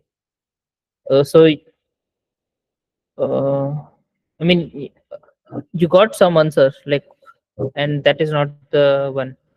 No, sir. No. So in this question, we have to fit bagging classifier with three base estimators, right? And we'll have to choose that base estimator which gives the lowest absolute difference between the train and test score, right? Uh, Lowest. The metric of best performance will be lowest absolute difference in train and test. Okay, yes. Yes, so this is the actually solution collab, but so the same codes I have written in my answer collab, sir. Okay. So I got the same results, like Okay. the absolute difference between train and test score, these three Okay. values. Okay. So and now this value is lowest for M3, which is logistic regression. Yes. So according to this question, the answer should be is logistic regression, right, sir? Answer should be logistically correct. Yes, sir. So I run all these codes and I got the same results. But Okay. while inadvertently, while submitting, I selected the model which is having the highest value because I thought highest score. So in that mindset, I by Okay. mistake I selected decision tree classifier, like just the opposite. Okay. Yes, sir. So like, is it possible for me to get partial marks? Like I've written the same code. Like you can evaluate the. Can you please evaluate my collab file manually, sir? Uh, no, generally we don't have this partial marking or anything. Uh, So, but it is 8 marks question, so that's why I'm requesting. Okay, maybe I know I need to confirm with Swarnim also. If it's because for you, I mean for you I can check collab, let's say. But what about others? Uh, for checking I'm also in the 800 I'm also in collab the is what? line because I did the exact same mistake. Yes. See, whoever can raise something, we can check there. But for few, uh, No, so the answer need not be changed, sir, in the portal, but only for like my roll number can partial marks. Like could you please check the code, my answer collab manually, and the same codes I have written. I got the similar results. what's your roll number? Yes, sir, because the marks are 8 marks. So, sir, my roll number is 22F. I'll type it in the chat box. Yeah. Chaitanya had to fill form, but nothing has happened. 50 marks less than expected. Okay. So where you should have got and didn't got Chaitanya? I mean, is there any question number, anything you have to check? I filled the form, sir. Okay. You have filled. Sir, how to check all, both the, Google Colab, because when I click on my Colab, it needs access with Okay. my IITM login. Okay. Correct, because that is closed. But then how I can check, Prashanta is saying that his collab code and the MLP OP code is same. How can I check that then?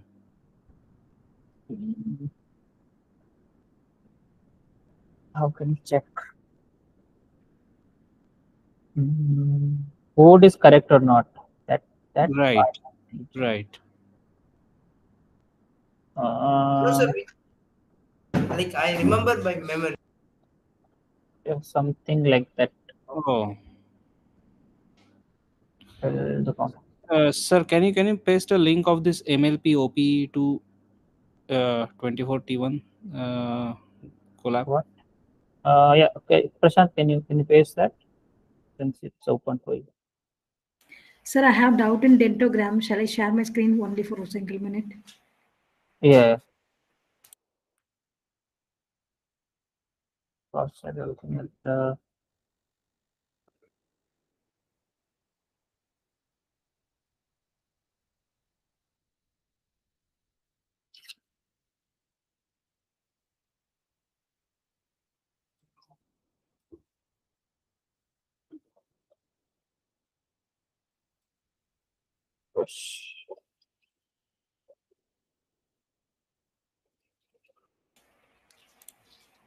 Sir, are you able to see my screen, sir?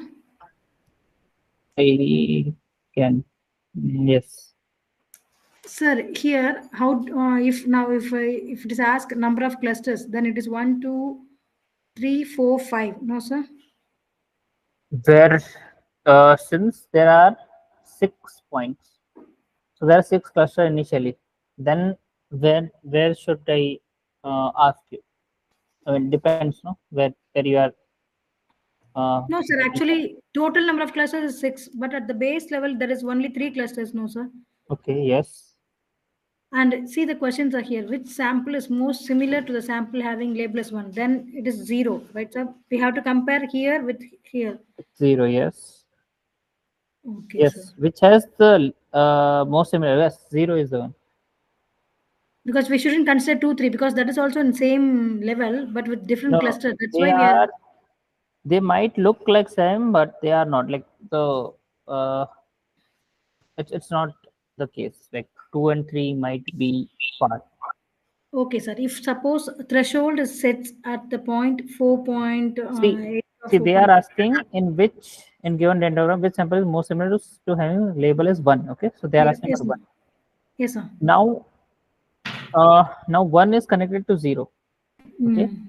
what they Okay. are showing you is 2 and 3 are connected and they have similar distance. So 2 and 3 have almost similar distance, 0 and 1.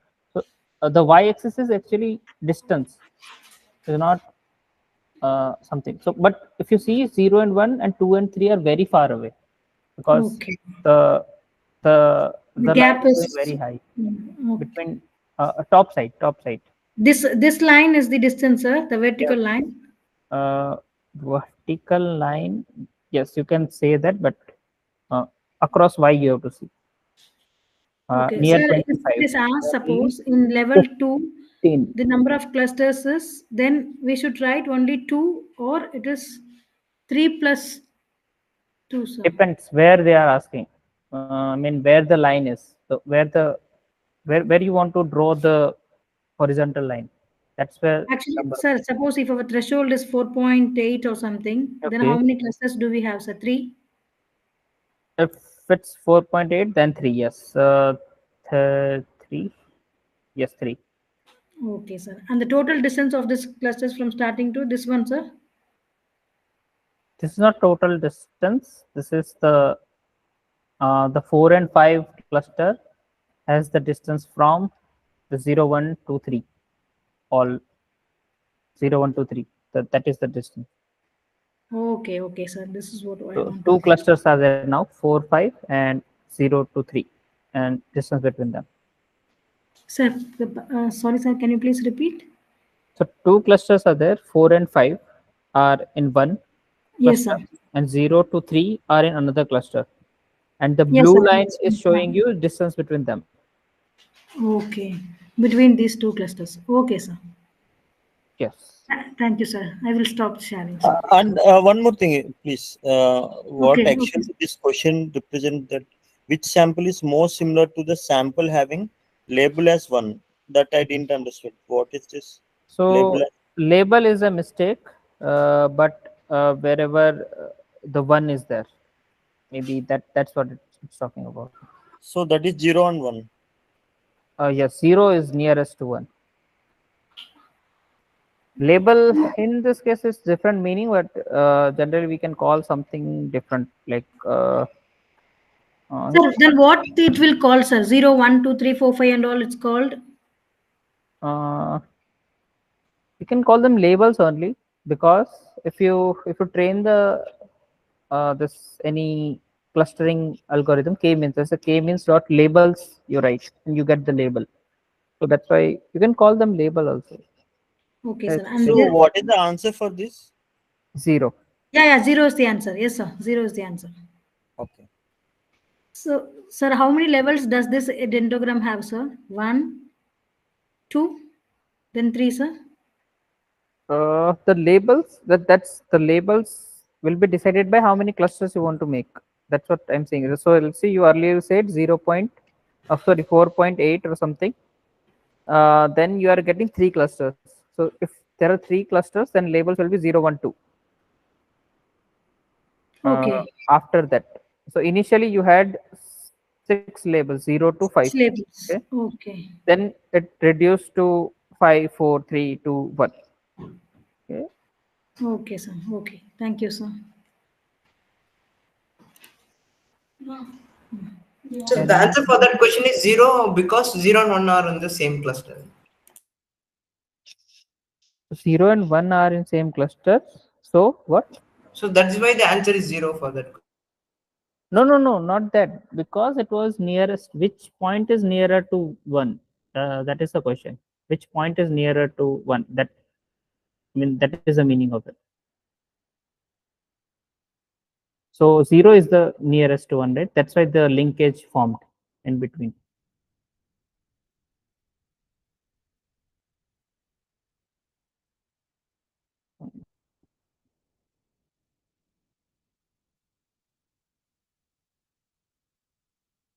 And okay, Anupam, I'll check that also with.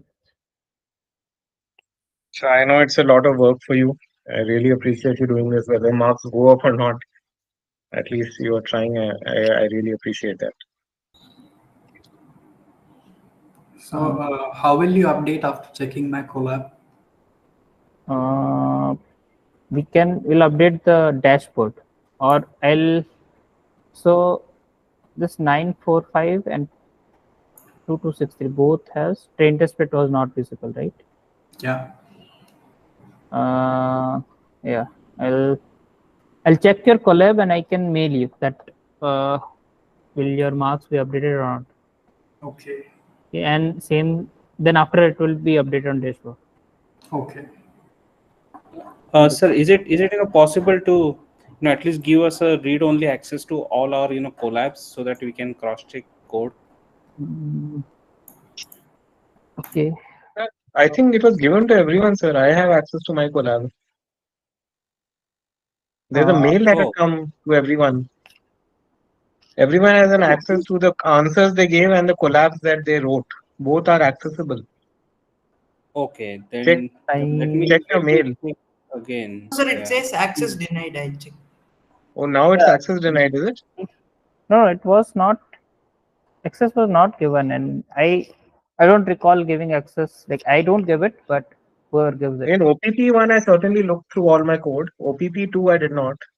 But OPP1, I clearly remember. In fact, I have a copy of my collab also.